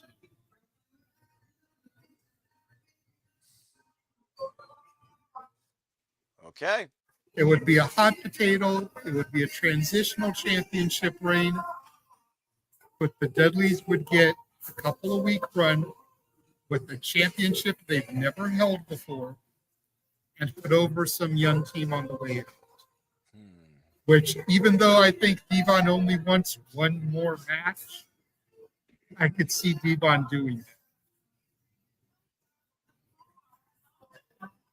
Fair shout out. It's a So fair don't be surprised, but my money is still on the Hardys to retain. Fair enough. All right. Well, that being said, JJ has closed the book on these two teams that have been at war with each other one way or another since 1999, with the Hardys getting the better of the Dudleys for one final table. Why do I feel like this is not going to be a match with only one table involved? It just feels so like, I don't know, restricted. This is the Hardys and the Dudleys we're talking about. You fucking kidding me? There is no way it's only going to be one table. No way. No way. That'd be crazy. I can't remember last time my tables match only had one table involved in it. All right. With that being said, he's got the Hardys. So now it's open up to y'all on the floor. I almost wonder, again, with JJ setting up that precipice, does anyone really got a different prediction with that reminder in mind. Walter, of course, hive minds with JJ, so I'll go to him next real quick here just to see if he did take anything or if he wants to add anything, because you talk about Dudleys and Hardys, freaking Rage and Renegade might as well be their own damn tag team without titles when it comes to their booking. So go ahead, Walter, and give your thoughts towards this. But I wouldn't mind the route JJ's talking about. I just don't think Devon's got it in him anymore after that neck fusion. I think he's just doing this as a specialty, and then he's really, really done. Like I don't think he's got 2 matches left in him. You talked about that you doubt there's going to be one table. I doubt table's going to be the only weapon. Regardless, table match is only a table match in name. It's going to be the LC is going to be involved either, just without the names. There's going to be some ladders and there's going to be some chairs. When there's Hardys and when there's Dudleys, all 3 of those weapons are going to be involved. But I see the Hardy Boys retaining. Okay, fair enough. Well, ironically enough, Charles, January 2000 was the first time we saw a tables type match involve these 2 teams, strictly just these 2. It was a tables elimination type match. So again, that's how far Wood has basically been connected with the Dudleys and the Hardys in the same sentence. So Charles, what do you think? One, yeah, I agree with Walter's point. And besides, Devon has said if he were to come out of retirement, it would only be against the Hardys because he trusts them with him more than anybody. Keyword trust. So there you go. Despite the fact he did say, yeah, you're so good about waiting for one time. The crazy shit. Which, to be fair, I do expect you have to jump off something high during this match. And it'd probably be either a ladder or, if it's crazy, depends on the build in the arena. They might recreate their finish they did in the tables match back in Rumble 2000. Holy freaking. No, you can't tell me I'm wrong, because I think JJ would agree, Emmanuel and everybody in here, that's probably going to be what there's going to be historical recap moments in this match. Spots. No lies detected. You're not wrong. So literally. It speaks for itself. The Hardys are going to retain. But this match is just going to be a big old cluster F. The best way we know how. Yeah, I'm pretty sure people are looking towards a beautiful disaster involving 4 men broken through tables and chairs and ladders. Oh my. Hey, to be fair, the Hardys were broken before. Yeah. Just saying. Just saying. Fair enough. I can't put Moonlight Sonata in here. That's copyright. All right, fair enough. Well, that being said, I don't know if the Hardys want to delete the history that was the Dudleys, but I do think they want to, of course, prove that they are the best across all the known universes. And whether or not the Hardys do become broken in this, I don't think the Dudleys ever dealt with broken Brother Nero and broken Matt Hardy, which would be absolutely ridiculous. Although now I kind of want to see that happen. That being said, Amanda, let's go to you next. What you got to say regarding this tables match? I just wish Adam Copeland and Christian Cage was in this match too. It would be a fun throwback. That's all I have to say. Like, we know the Hardys is going to retain this, but I just think it just needed these 3 teams to be together one last time if they're going to hang it up. It's just true kiss, that chef kiss that needs to be done. Yeah, fair enough. I do think, to Jada's point, it'd be interesting because we know Bully Ray, of course, coach in LFG, Legends contract, etc. But to see the Dudleys, though, continue one more time as a tag team, even after this match, when we fought Devon, I think we're going to see Devon again after Impact 1000, Jada, if I'm being honest with you. So the fact we got one more match out of him is credit to Devon's trust and the importance of this legacy. I don't think Devon has anything to prove after this inside the ring. So I do think it is going to be that moment for the Hardys to close the book on this. So I do think the Hardys are going to retain them as well. What you guys say real quick before we get to our semi-main? That the Hardys are going to retain? I suppose that. All right. Again, she's tired. Again, with this sleep. I'm learning what napping is, more just sleeping. But again, I respect that. All right, well, moving on. Keep it short, sweet, and simple as we do sometimes here. All right, well, that being said, the Hardys for the win unanimously, but to the Dudleys, thank you. All right, let's move into our semi-main. There's a reason I made semi-main, because when this match was announced, this man literally broke his larynx, got caught on Geekbox, and I'm pretty sure he's going to call this his main event. So, Walter, guess what? Time for you to bounce off on this one. You're going first.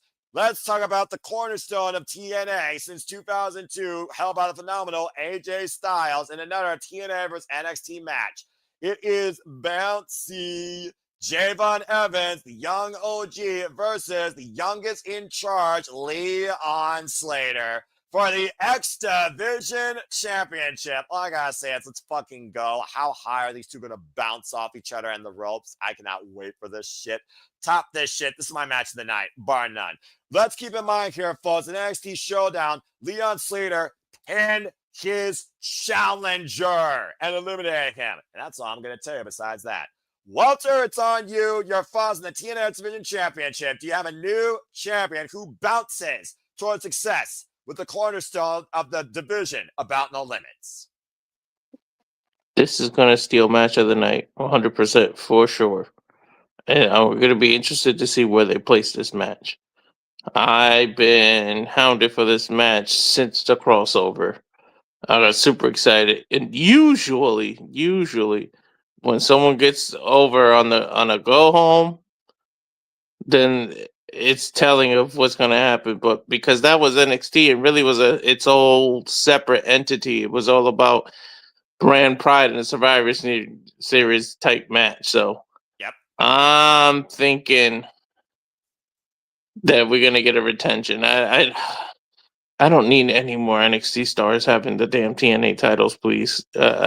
So I think Leon Evans, he's Leon Evans. I just combined their names. Holy shit. Leon Slater is going to beat Javon Evans and retain. He's going to bounce him right back to NXT and get him out of TNA. But I'm honestly, it's going to be hard to keep up with this match. Good luck on you. I hope you rest your voice. I hope you drink a lot of water, because you ain't going to be able to shut up, because it's going to be one move after another. They're going to be high flying. There's going to be no breaks in this match. Blink and you'll miss it type match, and I can't wait. Legitimately, I'm scared of what person jumps off the thing the highest. You just freaking fusion them like freaking Goku and Vegeta from Dragon Ball Z. That was ridiculous. All right. That being said, he's got Leon Slater retaining. Okay, well, let's see how you all rebound off that. Because we're at the tail end of the night here, and I know we've been going into virtually overtime and the longest predicting ever. God bless you all. Does anyone actually have a disagreement towards that prediction, or an actual added thought to add to this? We have Leon Slater retaining. Charles, I saw your hand. What you gotta say real quick? One, because Walt has said that name, now I kind of want Leon Slater and Javon to be a tag team, just because of the matches alone they could have. What sort of tag team is combined by their names? Bouncy OG. That too. That actually will work. Continue. Just because I just want to see the matches with that. But literally, I still agree with Leon's retaining. Did you really just ask what tag teams are made by combining their names?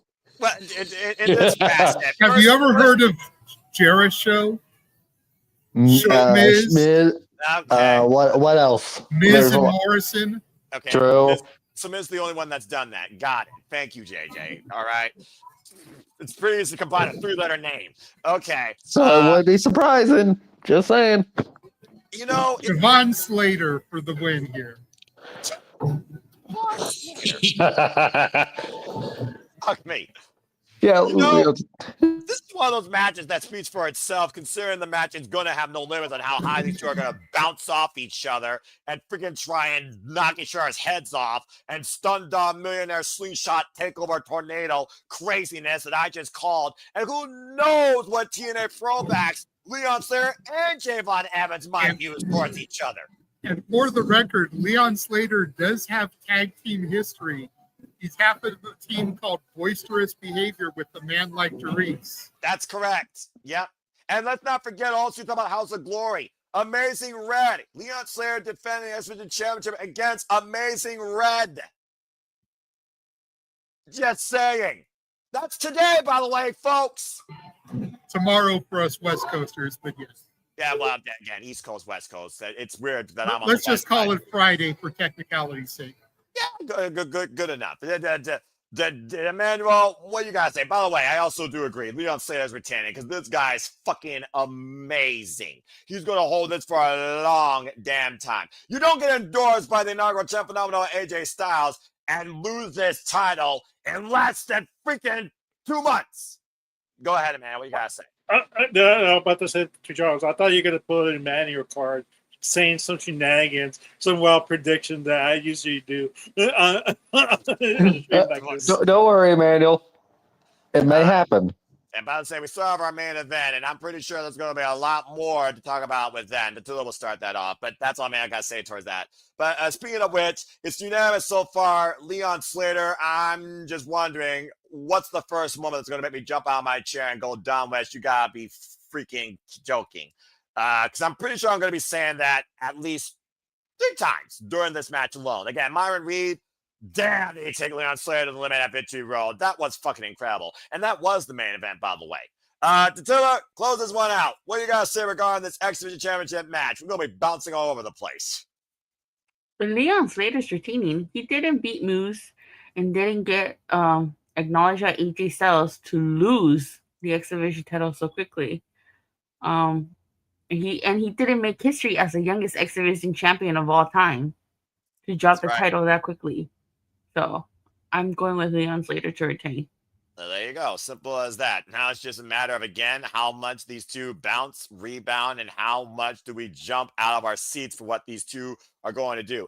This might be the most insane X Division Championship match ever in X Division history. That's the hyper potential I put these two one-on-one. More insane than the triple threat match between Daniels, Styles, and Joe? It very much could, JJ, because the way I look at it is this. Both these two are so damn incredibly young, agile, high flyers. A division about no limits truly shows that you have no regard for your own well-being. There's no risk too great you're not willing to take. And right now, Javon and Leon have been literally surprising the entire world with what they're capable of, and they weren't stock names before. Christopher Daniels, AJ Styles, Samoa Joe had some cred before this. These two, this could be the match of their careers that they'll never top, honestly. I wanted to see them together in an Ultimate X match. Oh, dear God. Leon Slater already jumped off the structure. I don't want to see Javon Evans and Leon Slater on the top of the structure do something crazy, Walter. I'm just saying. I do. Stop it. You're trying to kill these two. You're going to bring Elevation X back after this point. Stop it. You're going way too far.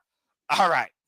With that being said, we have a lot of talk, a lot of discussion, some rage, some rants, some botching, but that's the way it goes. That's the predicting. But it all comes down to this. It all comes down to what Walter's hoping is this moment of the weekend. Until I kick things off, let's go ahead and talk about our main event where we pray to God, do we finally whoop that trick and see a man brought back from his demons, brought back home, endorsed by Koenig, who brought him in the first place in LAX, as we saw some words of wisdom shared on Impact Wrestling tonight, become truly the standard and the face of TNA Wrestling on his home turf. Let's talk about Trick Williams versus Mike Santana for the TNA World Championship. Mike Santana, of course, who earned this opportunity, raised to the Director of Authority, Santina Marella, who says you will now take him on one-on-one after Trick Williams lazied his way at Slammiversary to hold on to the title in triple threat, where, of course, Trick Williams was able to abscond with the championship. Has been holding the TNA World Championship hostage since stealing it from Joe Hendry at Battleground and making a mockery of it at the expense of TNA Wrestling. Of course, with some defenses, though, against the likes of Moose during his short run, TNA has truly been Trick NA, and Trick Williams believes he's bigger than both TNA and NXT combined after leaving Ricky Saints high and dry because he was running away from freaking Mike Santana. That being said, let's go ahead and see if this is truly the moment you believe that will be what we leave with at Bound for Glory. The name itself is Mike Santana, finally bound for glory. And does he claim it? Until you kick things off, do you have a brand new TNA World Champion? Before I enter, I just want to say, I think that Trick Williams has done a phenomenal job being TNA World Champion. I think that he certainly needed this character change, especially after the split with Mello. I really think that he's come onto his own as a heel and as TNA World Champion. So I'm very curious to see what would happen after he loses the title, because I do think Mike Santana is going to get his crowning moment here at Bound for Glory. All right, fair enough. Well, it's one of those things where, again, you have an obnoxious asshole that literally holds the company hostage, make a mockery of holding the title upside down that pisses me off and freaking makes Tom Hannigan have a conniption fit. Yeah, it proves its value when you have the ultimate babyface that literally shot the first bullet on sight in NXT. That being said, Dattila has said Mike Santana fulfills his path at Bound for Glory. And I know that she's getting ready to power it down. So again, folks, follow Reigns of Wrestling, Dattila. I'll see you later. Take care. Thank you for tuning in, my friend. Catch you later, alligators. After a while, crocodile. Walter, you freaking called for this to be Mike Santana's big moment. Now it's finally one-on-one. So do you still believe in that? Go ahead. You're next. Of course, I think he didn't get the moment in New York, so he's going to get it here. I think we're going to spin the block, get a $180, and I think he is going to whoop that Trick. I think Santana finally gets his moment. He gets his crowning achievement, and Trick, I don't know what the next step for him is, but it damn sure ain't going to be in TNA. Get your ass back to the back of the line in NXT or main roster, whatever the hell you're going to do. But, I mean, me and JJ talk about it. I still don't feel like he's ready for the main roster. He needs to work on a few more things. Great. So I think he could go back to NXT, work on them things, put a few more people over, and then maybe next year he can be a main roster. Definitely think he'll probably be a Royal Rumble surprise, but yeah, it's Santana's time. It better be, or I'm gonna snap. I'm gonna really reach if Santana doesn't win. I mean, you lost your shit when Lola Vice fell to be Jessie J. We still don't know who assaulted her. So I'm going to imagine what you're going to do here when you actually call Mike Santana's shot to be his shot one-on-one. If it's not here, when and will it matter? That's really the kicker. So good luck, bruv. And if you have to dismiss, I know what you said. I absolutely understand. I appreciate you. And I look forward to calling both those shows with you this weekend. Take care, my brother. All right, let's go from one hive mind to the other, from TNA to NXT once again, to a man that has supported the Whoop That Trick era more than Booker T to a degree. JJ, what do you think about this? Do you have a new TNA World Champion? Does the title come back home, as Mike Santana has been echoing, claiming, and basically been missioning on since Trick Williams ceased it? And he beat Joe Hendry, of course, one-on-one, which you got to respect, to prove that why he can't be not only the stand-up, but the face of TNA. What do you got to say regarding this? First of all, it brings tears to my eye to hear Dattila talk about my NXT as positively as she did. That's a first. Don't get used to it. And you, good sir, disgracing the name of the TNA World Champion. I have a question for you, good sir. When Kenny Omega was the TNA World Heavyweight Champion, how many episodes of Impact did he appear on, and how many pay-per-views did he defend the title on? Well, let's see. He defended on Slammiversary. He appeared on Under Siege. He appeared on some episodes of Impact Wrestling. He also did show up with the title every time on AEW Dynamite, and also on Rampage. We're not talking about Dynamite. I'm talking about TNA specifically, because I believe, and we may need a certain stat boy to do the research, but I believe the TNA World Champion has appeared on more TNA broadcasts than Kenny Omega did. I would have to actually fact check that because when you look at both their runs, they're almost about the same length. Because Kenny Omega held it after beating Rich Swann at Rebellion. That was in April. And then he lost it, of course, to Christian Cage in August. So that would be 4 months. Battleground was back in, I think, May. So, yeah, a little bit of 4 months to change, close to, because it's not been quite 5 months yet. So, about the same.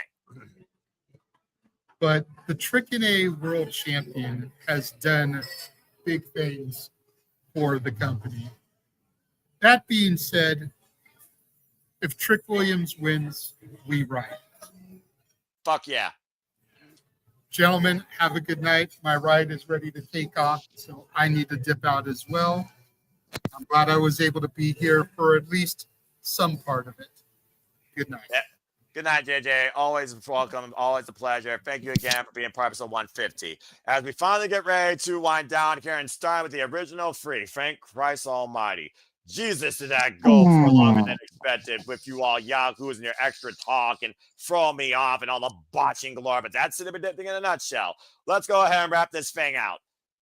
Emmanuel, Trick Williams, Mike Santana, Odele, do you have a new champion for TNA? Yes, I do. But quick notes, no. Who were attacked on the by Lady Lane? Like they had backstage pocket for JC Jane, and she said that Jasmine's neck was never strong enough or good enough for Fatal Influence. That's who attacked the Bice. According to Chat GPT, Noah, confirmed appearances matches from Kenny Omega, December 8, 2020, on an episode of Impact. Hard to Kill, 2021. And Rebellion, 2021. Title Business title. And that's about it. And the rest were either backstage segment promos or guest spots. But that's about it. That doesn't really give you more dates. So JJ might be right. Like Trick Williams made more appearances than Kenny Omega on TNA. Fair enough. I'll give him that then. But yeah, it's time. It's I feel like this is the year of the trend. Cody Rhodes finally gets the title, and they all celebrate. Adam for AEW celebrating taking the title away from the Death Riders. And now TNA is going to have the same moment, celebrating that they both got their titles back, and that was the storyline we're getting. They lost their women's title, which they can get it back, and now they could get their men's title, which they could get back that night. So they're going to be celebrating that they got the better of NXT holding the titles way high to end the night. Fair enough. And I was just thinking about that too, because of course we called for a new TNA Knockouts World Championship and basically called the TNA World Championship coming back home. Basically, TNA beats NXT, and maybe it justifies this partnership being on equal ground. Because the jury is still out as far as I'm concerned, because I still think WWE is the most selfish thing on the planet. All right, well, fair enough, Emmanuel. Thank you for that. That being said, Charles, you close things out because I'm going to keep it simply put. You know I'm TNA faithful, damn it. My stand don't win. JJ put it better than I could. We riot and also fuck everything. So that being said, Charles, go ahead and close this thing out. The Strip Williams retained was my stand up finally bringing the gold home. Oh boy, oh boy, oh boy. I feel like we've been here before. For one simple reason. Didn't we almost say the exact same thing when Joe Hendry challenged for the belt at this very event? And look what happened that night. They delayed his title run for a good amount more months. Yes. I cannot trust TNA for the life of me here.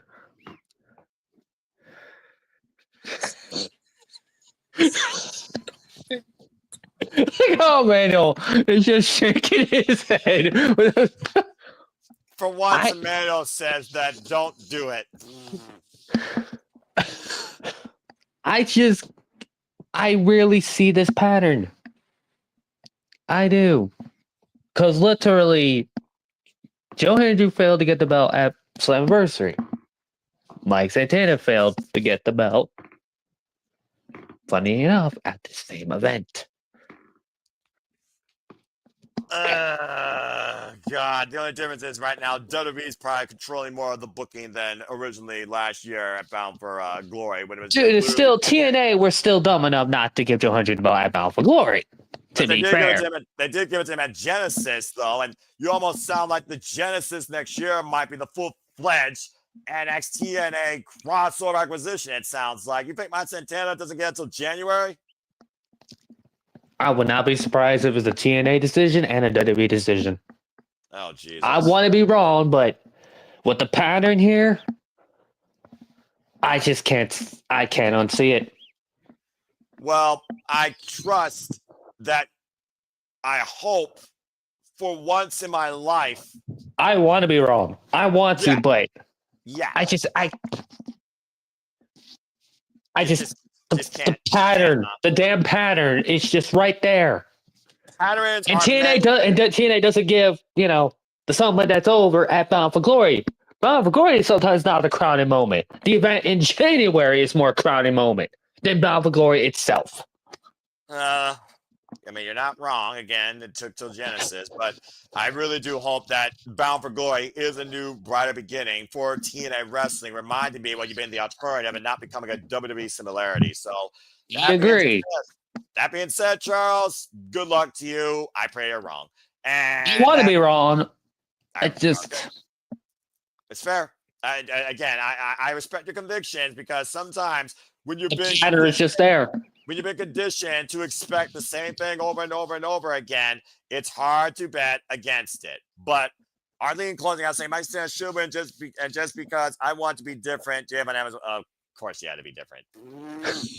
And she's not even involved. At least I was crazy enough to go almost pull an Emmanuel card, but my reason is a lot different because of the pattern I kept seeing with the Joe Hendry thing.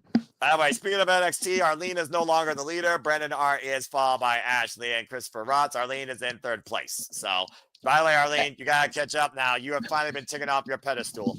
That being said, all right, but I respect that, Charles. That being said, the only one for the trick to be tricked and not get a treat is Charles Schultz. Hopefully we get a treat, though. Might Sam become a new champion, or hopefully we get I want that.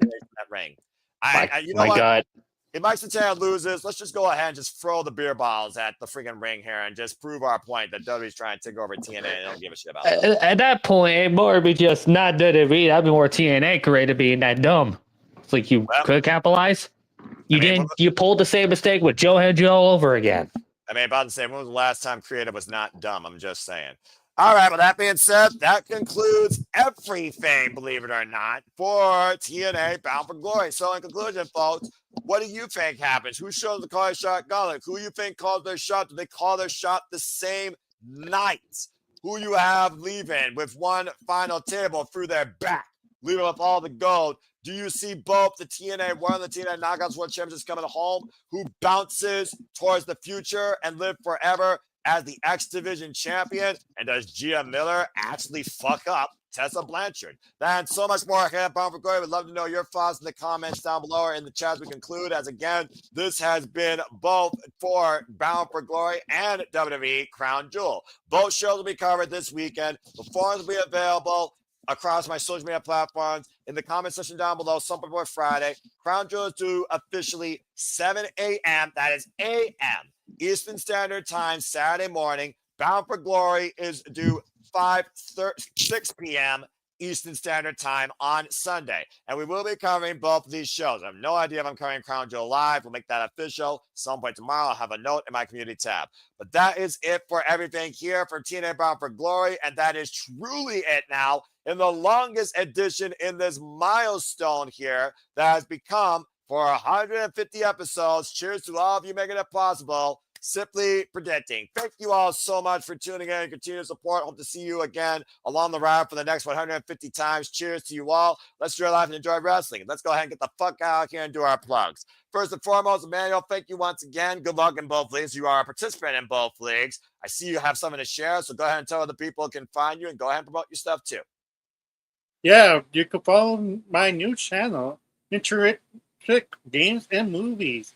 I'll be trying to download more games and review movies, see movies, and tell you what you think about it. Like, if you want to subscribe, go ahead. That would be much appreciated.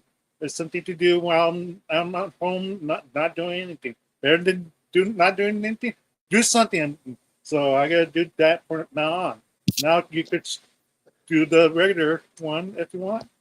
Yeah, absolutely. And again, it's always good to do something with your time versus just sleeping. So thank you for that. Something! And there's the original plug. Yeah, the original plug says, follow me at Emmanuel Dominguez at Facebook, EDM7324 at Instagram. You can follow my nerdy, but nursing saving lives right now, Arlene Dominguez at Facebook, ADM7224 at X, and Arlene Dominguez on Instagram. Now, there you go. Thank you so much. Again, they had to bounce, but just for one time, JJ, here you go. Follow the Renegade Wrestling JJ Williams, Cassie Studios, ROWJJ Williams on the X, and Cassie Studio on the X. Again, appreciate the Renegade Wrestling always. Of course, he'll be back moderating the weekly moderated Conversation Wrestling Madness. There's the Saturday Shenanigans this coming Saturday night, 11 p.m. Eastern Standard Time. We're going to talk about Crown Jewel and so much more and give our final thoughts towards Bound for Glory. The two of us here earlier, follow her when it's wrestling time at Raiders of Wrestling. Go check out me and her review NXT Showdown. And again, you want more Power Rangers content, you more TNA reviews and content in your life, follow our Mighty Morphin Pink Power Ranger, Dattila, at Rangers of Wrestling right here on YouTube. You saw Walter Cruz as Avatar Man all night. As Cindy Roberts will tell you, subscribe to Rage Wrestling Today. Let's get that man to 300 subscribers. Get it, got it, bueno, for the cost of his liver. Keep supporting the Rage Wrestling Today as we level up with Super Reliable Gaming again, coming soon as always, and so much more. And of course, he and I will be on the call for both these shows and pay-per-views this weekend. Papa Gino and I will be back next week with a predictions post-mortem. Of course, I will be back on the Noted Q review as well. He is the moderator. Follow Papa Gino today. Congrats to 800 subscribers. We'll be closing the coffin on W Crown Jewel predictions Wednesday night, 6 p.m. Eastern Standard Time. She wasn't here, but subscribe to our Canadian friend, Ash. As we see, Zack Sabre Jr. will still be IWGP World Heavyweight Champion come Monday morning. And we have Goku Sumo Hall at King of Pro Wrestling. He defends that title against Konosuke Takeshita, the Alpha, the winner of the G1 Climax. Will she rage? Will she be happy? Will the Bloody Tiger still prevail? Will this dickhead be put in his place? Find out this coming Monday morning at King of Pro Wrestling. That is subject to be covered by me. It depends on my mood, and it depends if I'm still awake, and it depends if I still have a voice after Bound for Glory. And speaking of me, you can follow me if you choose, and then follow to 916 for all things wrestling. Shout out to the HW fam. Of course, you can find me on YouTube and on the X, moderating and booking these prediction leagues and tracking them. You can find me at Asuka Studios and now Know the Q on the review right here on YouTube. And coming very soon to my Simple YouTube channel, not only another HW View, but another episode of the Simple Session. Episode 3 will be with Mr. Reliable himself, Walter Cruz. And that's all I got to say for now regarding everything that I do and everything that's ahead and every way that you can connect with all of us too. But as always, like to conclude, there are no winners, no losers, no betters. Just fans and friendly experiences we all share. Speaking of which, why he's the simplest plug, segue. Charles, where can the people connect and find you? I was going to say, and also you forgot about a founding father too, to be fair on that one. I haven't, because I always save him for last, because of course he has far more than a plug. He has a channel relaunching. But please go ahead and plug your stuff. Of course. You can also find me on Twitter as well under Brainwork. To talk Randall. Randall, and you can probably find me pop on there for the gaming sessions, or once in a while, if it was an MLW show, I might pop along there to commentary. And also, the best thing to know, believe in Chase U. No. Always believe. No, never believe in an unaccredited university. Go get some real higher education like the virtuals of the Emperors at Southern New Hampshire University. Shout out to anybody, by the way, that pursues higher education. Make a better future for you and your families. And as always, I like to always say, treasure your families, protect your mentality too, and enjoy life and enjoy professional wrestling. It is truly as simple as that. And shout out to Jeff Mother and Meetum, as you did point out, as of course he is relaunching his YouTube channel and his network, the Jeff Meetum Network. Subscribe today on YouTube. It relaunches January 4th, the same day as Wrestle Kingdom 20 next year in 2026. Appreciate the man that has encouraged me and has been a great friend in pro wrestling, then, now, forever, always, and probably the biggest Mouseketeer Disney fan that you will ever know in and out of the Simply Reliable Studios. With that being said, that's all I gotta say for now as we bid you all fine to do. So thank you once again for tuning into another edition, the longest edition I think to date. Nice job, everybody, on episode 150 of Simply Predicting, as you all make it possible always. And it's truly about wrestling and all of you, and I thank you. So please like, subscribe, comment, tell a friend, hit the bells, videos live on demand on the Simply YouTube channel and the channel here, the Simply Reliable Studios, and hit the subscribe button. I assure you, the predictions, the creativity, the content, the discussions, the madness, it's not letting up anytime soon. But I think that's all I gotta say for now. As of course, on the West Coast, it's not quite Friday. You will be there soon enough. But here on the East Coast, it is Friday. So with this Friday, just take it easy. Enjoy Australia SmackDown time if you choose. Enjoy it when you can. Keep up with NoDQ on live recaps and results regarding SmackDown and so much more, including everything this weekend. And again, stick to predictions forms. They'll be out literally some point in the morning in the comment section down below, on my community tab, or on my X account as well. Again, Crown Jewel will be due 7 a.m. Eastern Standard Time, Saturday morning. That is Saturday, October the 11th. And of course, TNA Bound for Glory will be due 6 p.m. Eastern Standard Time on Sunday evening. That is Sunday, October the 12th, my little brother's 28th birthday. So please stay tuned. If you're part of both leagues, don't miss your opportunity for these points because we are at the tail end of both predictions leagues. After Crown Jewel, there's only one event left, Survivor Series. And after Bound for Glory, there are only two events left, Turning Point and Fire Resolution, as we'll see who take the leads for 2025 in WWE and TNA. So again, thank you all for tuning in. Keep up the great work. Keep up predictions. Keep up enjoying life and enjoying wrestling. But until next time, whether you watch both or one or the other, Crown Jewel and Bound for Glory, we'll see you on the other side. So for Walter Cruz, for Datilla, for JJ, for all of you, for Mayo Dominguez, for Arlene Dominguez, for Charles Schultz, and all of you in the chat that continue to support and make this possible with your voice and with your following, with your engagement. I thank you all once again. Happy 150, folks. We did it. Here's to another 150. May wrestling never stop, and we never stop simply predicting. Make a positive patch in life, and have a good night, and enjoy the weekend for WWE Crown Jewel and TNA. Bound for Glory. Have a good night, folks, and we'll see you next time here at the Simply Reliable Studios for another rousing edition of Simply Predicting Anything But. Thank you all once again. Good God Almighty, I'm bloody insane for freaking doing this as long as I've had 7 years. Far too long. I didn't think I'd be doing this for even to begin with, but I guess the rest is history. Ugh. Well, it was episode 150. Of course, it goes over time. I'm about to say, yeah, literally 150. I don't know how the hell I've done this for as Before we get to 200, that'll be more longer. Look, if this thing ever hits 4 hours, I quit YouTube because you all take this way too seriously, way too far out portion. No, you enjoy it. Shut up. Enjoy it. No. The only thing that's worth enjoying 4 hours is an AEW pay-per-view, and we'll be talking about that next week, Thursday night, for Wrestle Dream, all right? And as always, why the fuck not? Let's go ahead and say the one last trope. Fuck chase you, but as always, believe in Joe Hendry. Say his name and he appears. I believe in Joe Hendry. All right, I'm hitting the button. Good night, everybody. It'd be something if he wins. Something! Damn it!